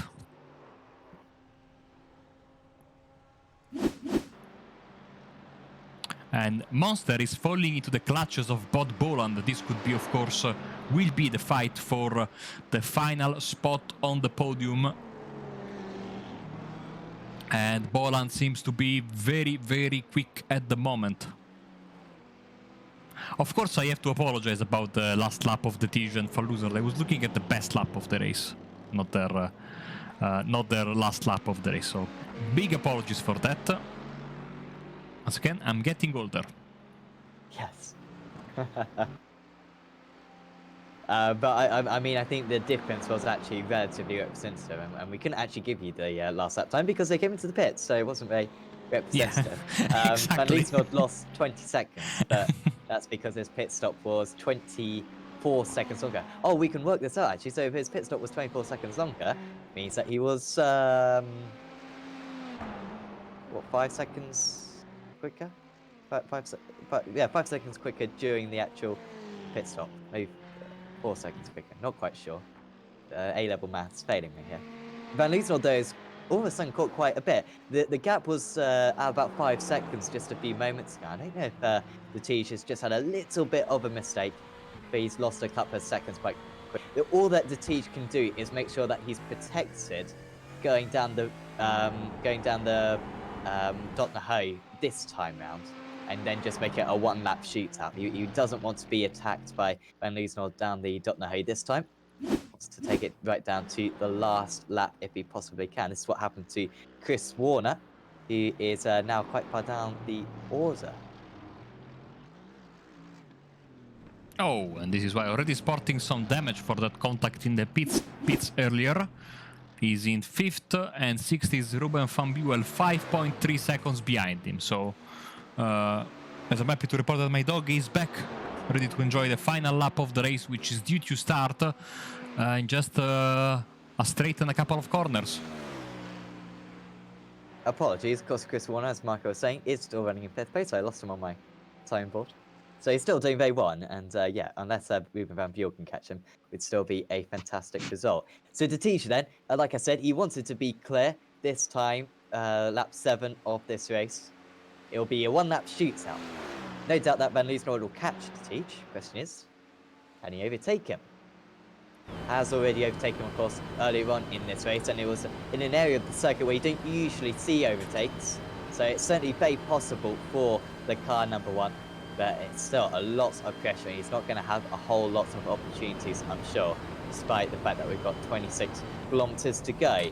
Here's Boland, getting closer and closer to Monster. He's been very close to Monster for pretty much half an hour. There have been less than 2 seconds between the two of them for this entire time. But certainly it seems like Boland, with perhaps better tyre life, has the edge in these very closing stages. Sale la Blanca, then white flag in the air, final lap of the race. As we have a very tasty fight. The podium is up for grabs. The Tige, Van Loosener will fight for the win. Monster and Boland will fight for P3 and P4. And here we go. First driver caught out with the fuel. PJ Claessens is in from P7. What a disappointment after a very good race for the Alpine Sport drivers. And I fear he's not going to be the only one. He had a really quick pit stop, did Claessens. He had an 11-second pit stop, which is 6 seconds shorter than everyone else's. So I think he literally just predicted there was going to be one less lap. Martin Plowman had a long pit stop. He had 28.13. Maybe he got a speeding penalty, so it was actually 13 seconds plus 15 seconds penalty, not quite sure. But he's lost out massively as well. Means that Ewan Marshall's up to 7th place. Ryan Walker is up into 8th place. Incredible result coming for the 266 car. And I think he's certainly right up there for driver of the day. I think these two as well are right up there. No faults from Matthias de Tige so far. He has been completely error-free. Van Loosenord hasn't been, but he has had enough pace to make up for it, as already de Tige having to go defensive, and this is going to be a very long lap of the Nordschleife for him.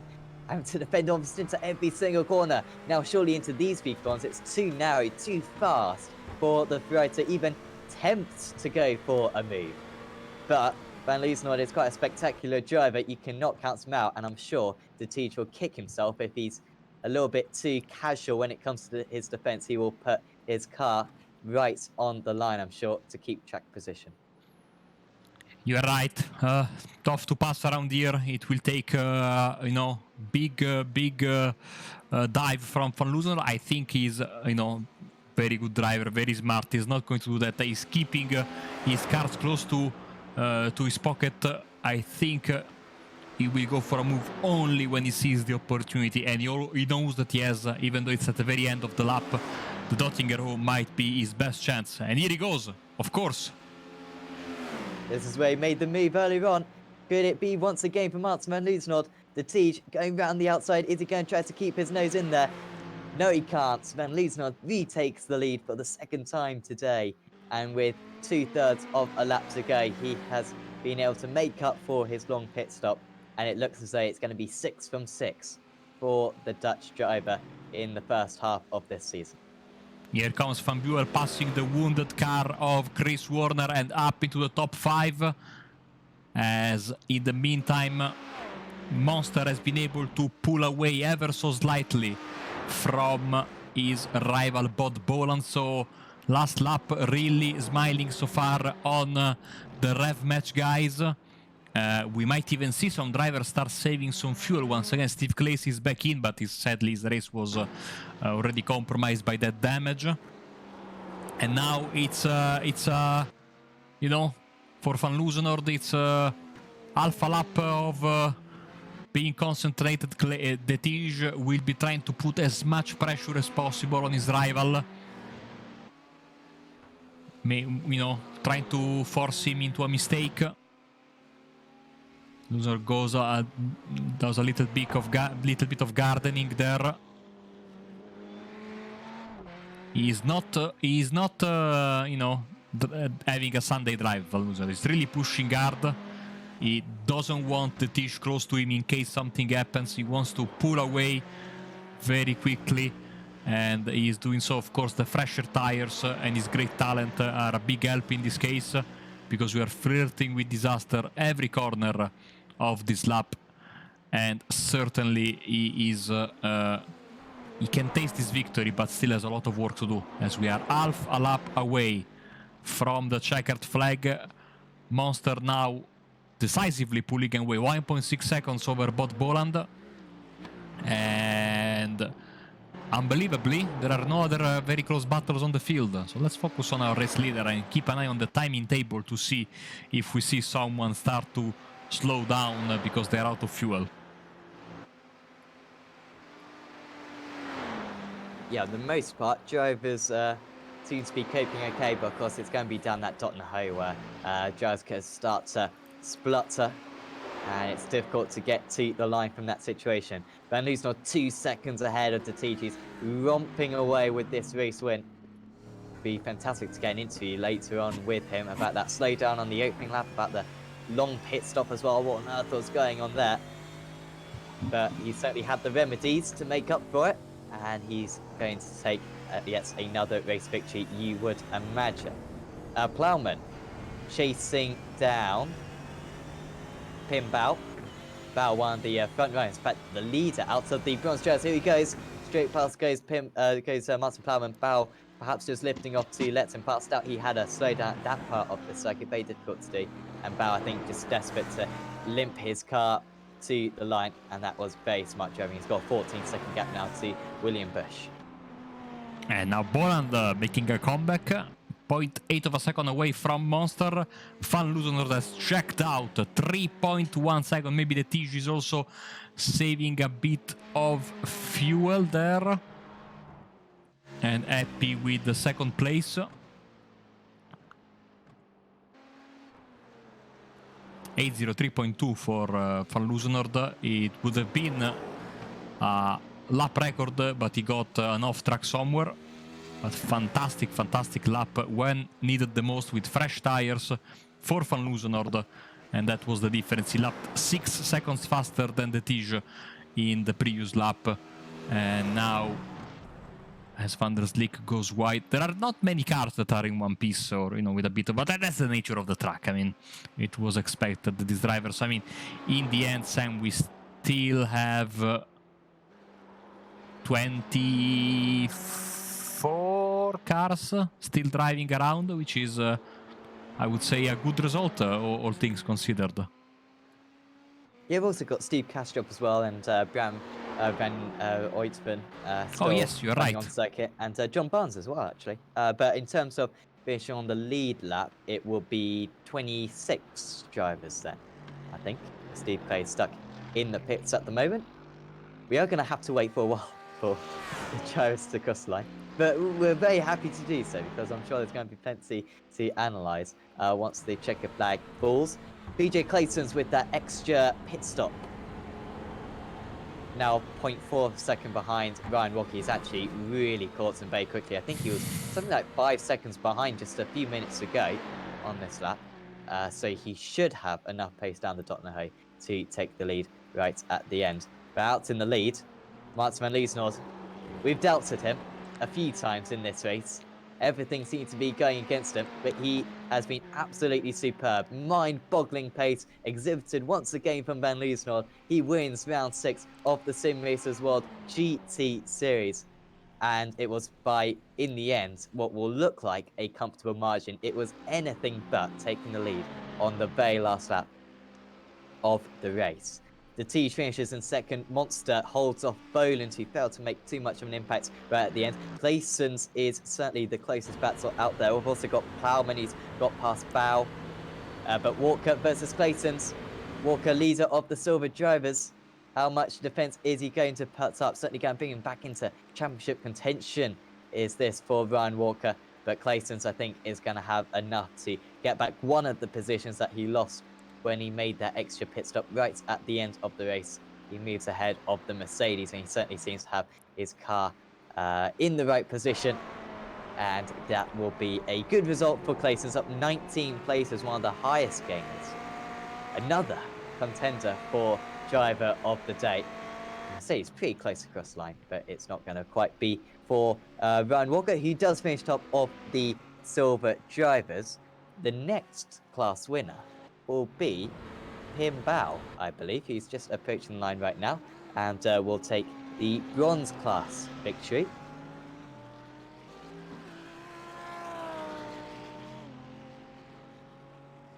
So congratulations for Pim Bao. I think that might be his first bronze class victory of the season. He certainly came very close at Spa, but lost it on the last corner. I think that's his best result of the season. So congratulations to him. Van der Slik struggling across the line. He's had a big crash. Will still finish in 15th place though. Has been overtaken by Ingmar Hansen right at the end. Bob Thiessen catching up as well. And if Van der Slik had spun there, then Thiessen would have certainly have caught and passed him. It's not going to quite be enough for the rev match driver to pass his teammates. And there they are, crossing the line in 15th and 16th places. And we've just got the next 10 cars or so to cross the line in the next 5 minutes. But Marco, the first time we've visited this circuit in this series, it was voted by the drivers, only just. But I think it was certainly a very welcome addition, a different challenge. It mixed up the order, and a few drivers will be coming home very happy with their day's work. Yes, and many of them also, because that's the name of the game, will be unhappy and hope to never have this track on the calendar ever again. So it all depends, of course, on where you finished. But I really enjoyed this. Of course, it's a unique track, and it has been a very enjoyable. And I'm reading from the chat, the spectators liked it. Like again, some drivers liked it, some drivers didn't like it. But certainly, it's nice every once in a while to put drivers out of their comfort zone and see what they do. And in the end, yes, Van Loosener won again, but it was a constant battling all over the field, up and down the field, for this entire 1 hour and plus race. Because in the end, with this track, you never know how long you're going to race, and that has been certainly very, very, very interesting. As I think Ben Tains as cross the finish. We're waiting for Gregory Ranks. Will finish in a very good top 20th position for him. James Obden and Ben Llewellyn, the two Abruzzi Esports teammates, in different colors. Of course, Obden with the Smurfs livery, I like to call it. Very, very striking light blue paint. And they will finish 21st and 22nd.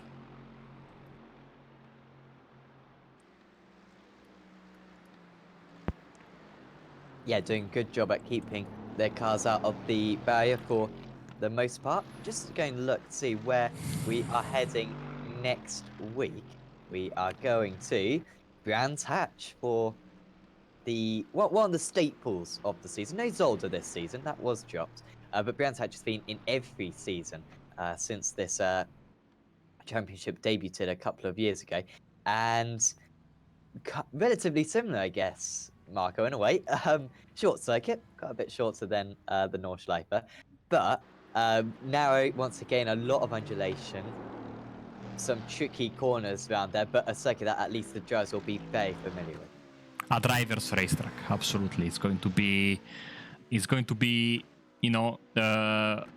tough to pass. Qualifying will be very important, but also, despite of course running the long layout, still traffic will be an issue, and certainly, it's one of the staples of the championship. It's also a track that last couple of times we were there, there were some issues, especially in the first couple of laps, and drivers, I'm sure, will do their best to avoid, doing repeating. I mean, in those cases, you just need one car to spin for everyone to crash into each other. So, and of course, for Martin van Loosenord, it will be back to the track where I think he had his worst racing day of his season in the Apex Racing League GT Series, British GT Series. When he didn't finish both of the races, and in the first race was leading and crashed, I think, in the third or fourth corner. It was the day he drove the McLaren, if you remember. Yeah, I think he came out of that meeting on negative points because he got a 100-point penalty for changing his car, and he didn't score any points. And the round before, he only scored about 30. So he was firmly last place in the championship. After that, unfortunately, he never quite recovered. He got a few race wins. I think maybe 2 race wins across the season. But it was good to see him out there. And of course, that was when he started driving the Ferrari. So I mean, we'll certainly take responsibility in that series for prepping him up, because since he's been driving that Ferrari, he has been absolutely unbeatable. But I mean, if the organisers want to stop Martin van Loosenhoff from winning constantly, bring in a couple of reverse grids, and you'll be surprised about the carnage that it can cause. And even Martin van Loosenhoff can't avoid all the carnage that is the reverse grids. Worth to say that first race he scored the pole, I think, and But you know, if that you're right, if that race speeding had gone according to plan, he would have driven the McLaren probably this season. Who knows what might have happened as Essels comes home. We're waiting for 2 drivers now. 3 drivers, sorry. Kastrup, Van Oitven, and Dupin, as they are both, the 3 of them are all in the final portion of the lap. You're right, after that disaster of a meeting, he switched to the Ferrari and got even more penalty points in the championship. As we have the Ben Llewellyn Fans Club in the chat. So, hello guys. I think the Lewis World Fan Club will be very unhappy tonight. Tough race for Lewis. I mean, we didn't see a lot of them, did we? Mm-hmm. And, I mean, as the head of the Ian Roots fan club. Oh no, it's here. They are here. They are here. Read in the chat. Oh, fantastic. So, Sam, you cannot avoid this any longer. Who is your driver of the day? Why is it always me who's got to make the decision? I mean, do you want to call this one? I have an idea, to be fair, who should get driver of the day. Do you want to count down and then we both say who we think driver of the day is? No, I am Italian. I don't want any responsibility. Go ahead. Okay. Okay. Driver of the day is Ryan Walker. Top of the silver drivers with his best result in this series ever. 9th place. Fantastic qualifying. Very good race. Didn't put a foot wrong. Exactly how he said these drivers have to drive this circuit. So he is the driver of the day for round 6 of the season. Fantastic. And so the Nomad Sim Racing driver wins the award. And it should be on your screens right now, the official announcement. And now, also, while we wait for the session to switch over, we are just about ready to give you the race results as soon as the driver of the day message goes away, which will be in like 30 seconds or so, as we already have a massive crowd of interviews in the interview waiting area. Yes. I mean, we've had to wait for a while for the qualifying and the race trend as well. So we'll try to get the majority of the interviews once we've gone through these standings. By the way, you and Marshall apparently with 0x. I'm just going to look and see who got very few instants. Metal got 14. Ward 14. So remember, they're limited to 25, otherwise you get disqualified. No one particularly close. Mears with 22, and also Hessel's with 22. But in terms of 0x, yeah, PJ Clayson's got 0x. That's very impressive, considering that he made up 20 odd positions. And yeah, you and Marshall with 0x. Also, Bod Bolan with 2. I mean, that's very impressive. So the results: Mats van Liesman wins out 5.5 seconds ahead of Matthias Teach. Bo Monster rounds out the podium. Then there's Bod Boland, Ruben van Buell, Chris Warner, Ewan Marshall, PJ Claysons, Ryan Walker top of the silver drivers, and Seb Herbert rounding out the top 10 overall. Then it was Martin Plowman, Pim Bow top of the bronze drivers. Second place out of the bronze drivers, William Bush. Great drive from him. Certainly another contender for driver of the day. Ingmar Anderson finishes in 14th place, up 17 places from his start. There's Kevin van der Slik, Rob Thiessen, Ben Thanes, Ian Roots, Ronald Moons, Gregory Vrenks, James Hobden, Ben Llewellyn, John McConville, Jeremy Hessels, Stephen Kastrop, Bram van Oitven, Steve Clays. Steve Clays was first of the drivers 1 lap down, by the way. Other drivers 1 lap down were Robbie Bouchon, John Barnes, Anton Dupin. 2 laps down was Ben Mears, Dice Berg, Tom Methel. Sorry, no, I've done that wrong again. Methel was 3 laps down. Apologies. I'll get this eventually. The other drivers 3 laps down were Chris Miles, Lewis Ward, and Jais Mujdi. 5 laps down was Kevin Boland. 6 laps down was David Fuller. And 7 laps down was Marvin Amont, Scott Malcolm, Brian Holmes, and Lee Woodburn. And then the drivers who retired on the first lap and therefore were 8 laps down were Dion Phillips, Chris Moretta, and Tyler Lugo Vickery.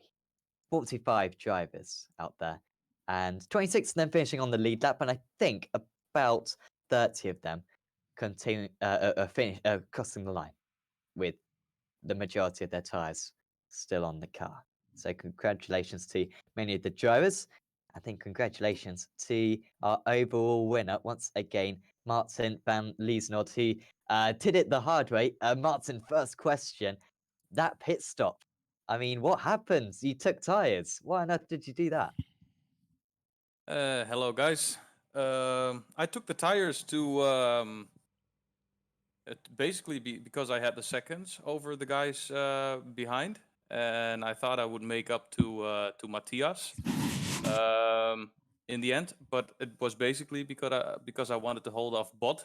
It was I was talking to Robin, and he asked me yeah, if I could help him out. So I just thought maybe I could hold off Bot if I could overtake him on a difficult spot to yeah, to create some seconds and a little gap over in between them, and then go for the win, hopefully by myself. That was the purpose.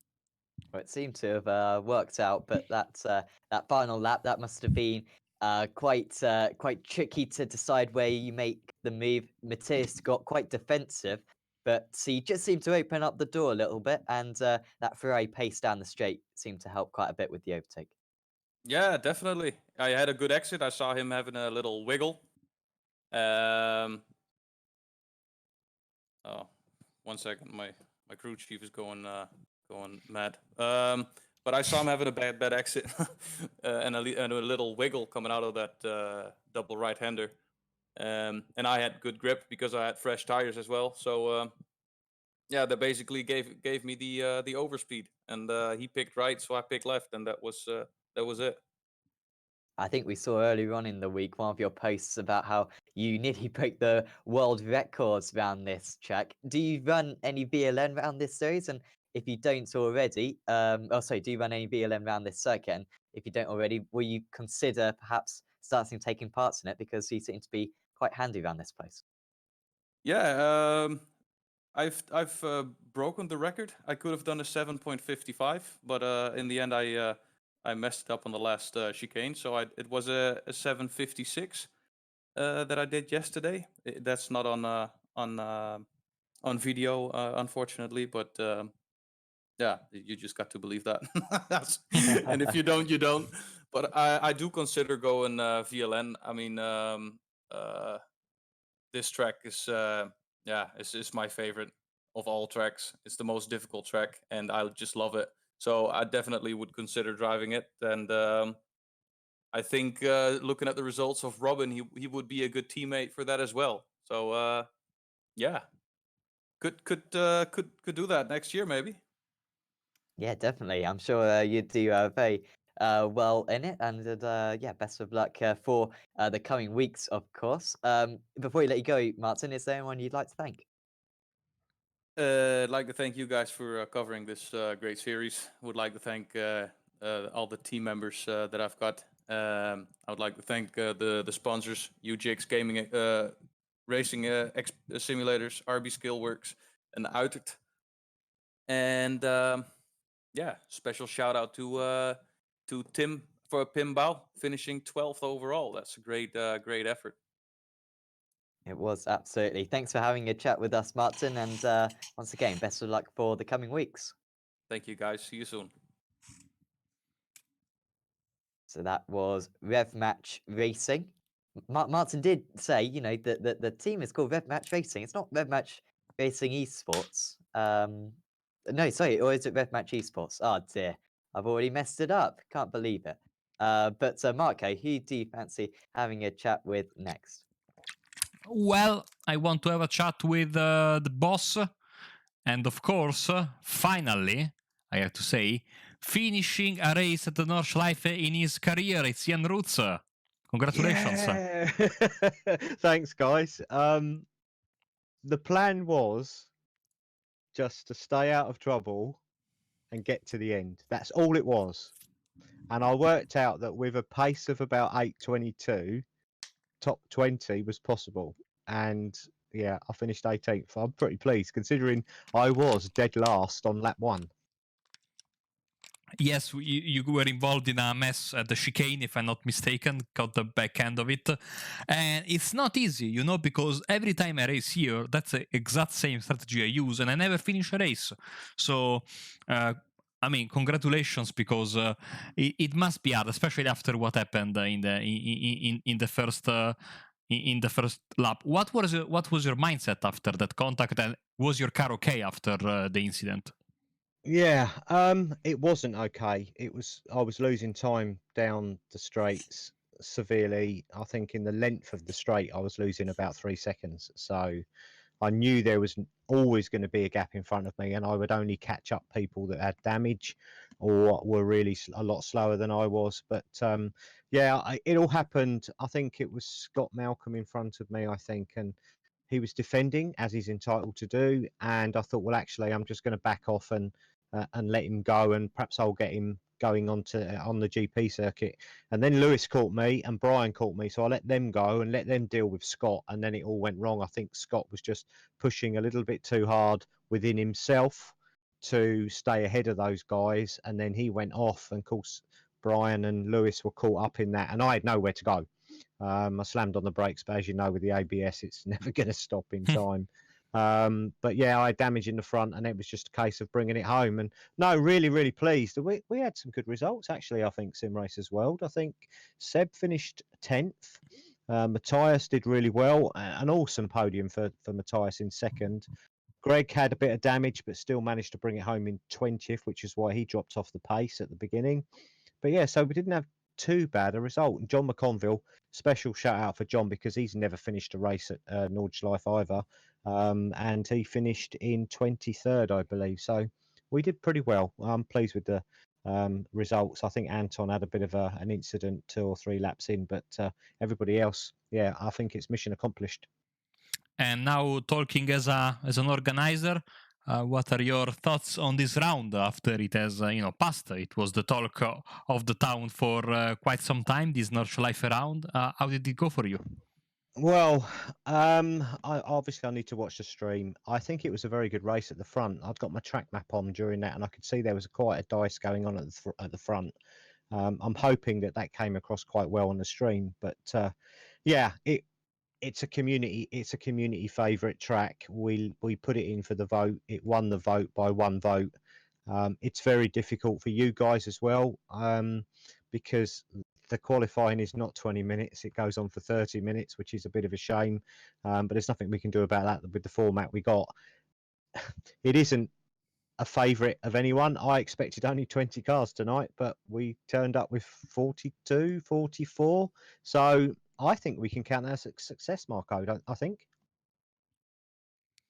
Thank you very much, Ian. Yeah, I agree with you. It was certainly a very pleasant round, from our perspective, at least. Before we let you go, anyone you'd like to thank?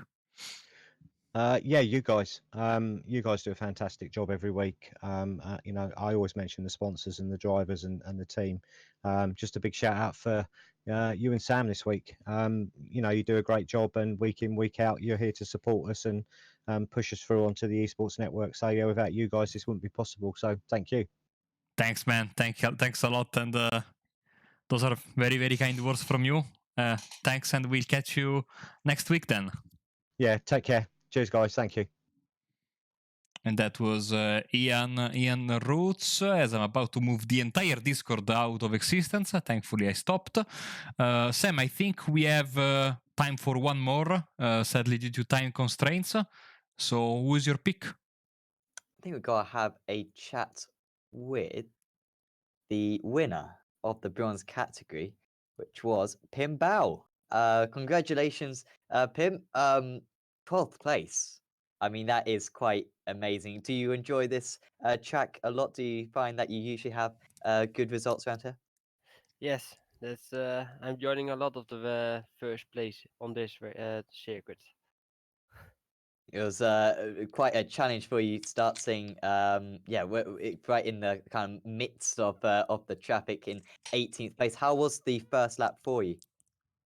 Yes, a lot of cars spinning around, but I don't hit them. And yes, it was more to survive than race the first lap. Absolutely. And after that, you were involved in a kind of lots of close battles. Did you have any kind of really tight duels with any other drivers? Yes, I hitting Dave Suller from behind, but that was not my plan. He brake earlier than I thought. This was not so good for me. Well, he certainly still recovered very well. I think it was just a warning in the end, so no need for any penalties to be dished out. And next week we go to Brands Hatch. What are your opinions on that circuit? It's a nice circuit, but it has difficult sectors on it. Difficult because first lap. Definitely. Well, hopefully you can back up your bronze class win today with another good result at Brands Hatch. Before you let you go, Pim, is there anyone Yes. you'd like to thank?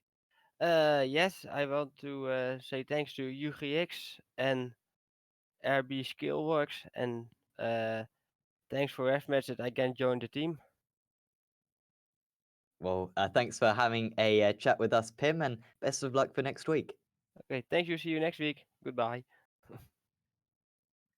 So that was Pim Bell, driver for Rev Match Esports. Now, is it Rev Match Racing It's Esports? FMatch Esport Academy for me. There you go. Absolutely perfect. Yes. So yeah, thanks for having a chat with us, Pim. And yeah, I think that pretty much concludes our interviews for this evening. So Marco, once again, a brilliant event for today.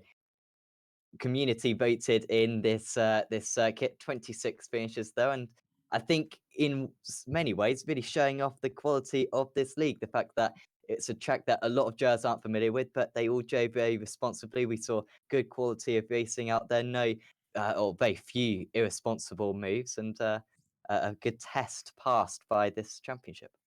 I absolutely agree with you, and certainly I think sometimes series come to this track and it's carnage all over the place. It's more the demolition derby than racing, but we had some crashes, which is to be expected.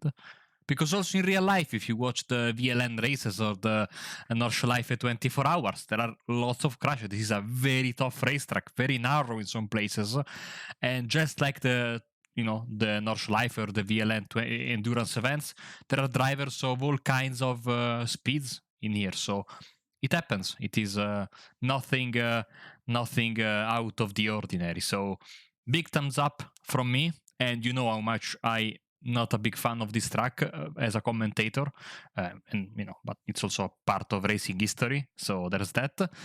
And on to next week, on to Brands Hatch. But before that, of course, Sam, let's not forget about tomorrow. I think here on the iRacing Esports Network, it's the TCR series, right? Or is it in an off day? It is tomorrow. Because last week was an off week, so we got Okay, 2 yeah, weeks, you're right. I You're believe, right. in succession, coming up on every Thursday.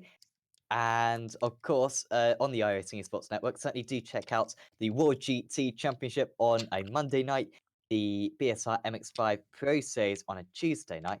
Of course, we'll be back for the next 6 weeks until this season concludes, a while away, every Wednesday night. And of course, check out the Apex Racing League Touring Car Championship on Thursday nights, all done by Apex Racing TV. Unfortunately, not Yes. by us two, so you can't hear our superb voices, my English accent and Marco's fake Italian accents. Rather Yeah. convincing all the while.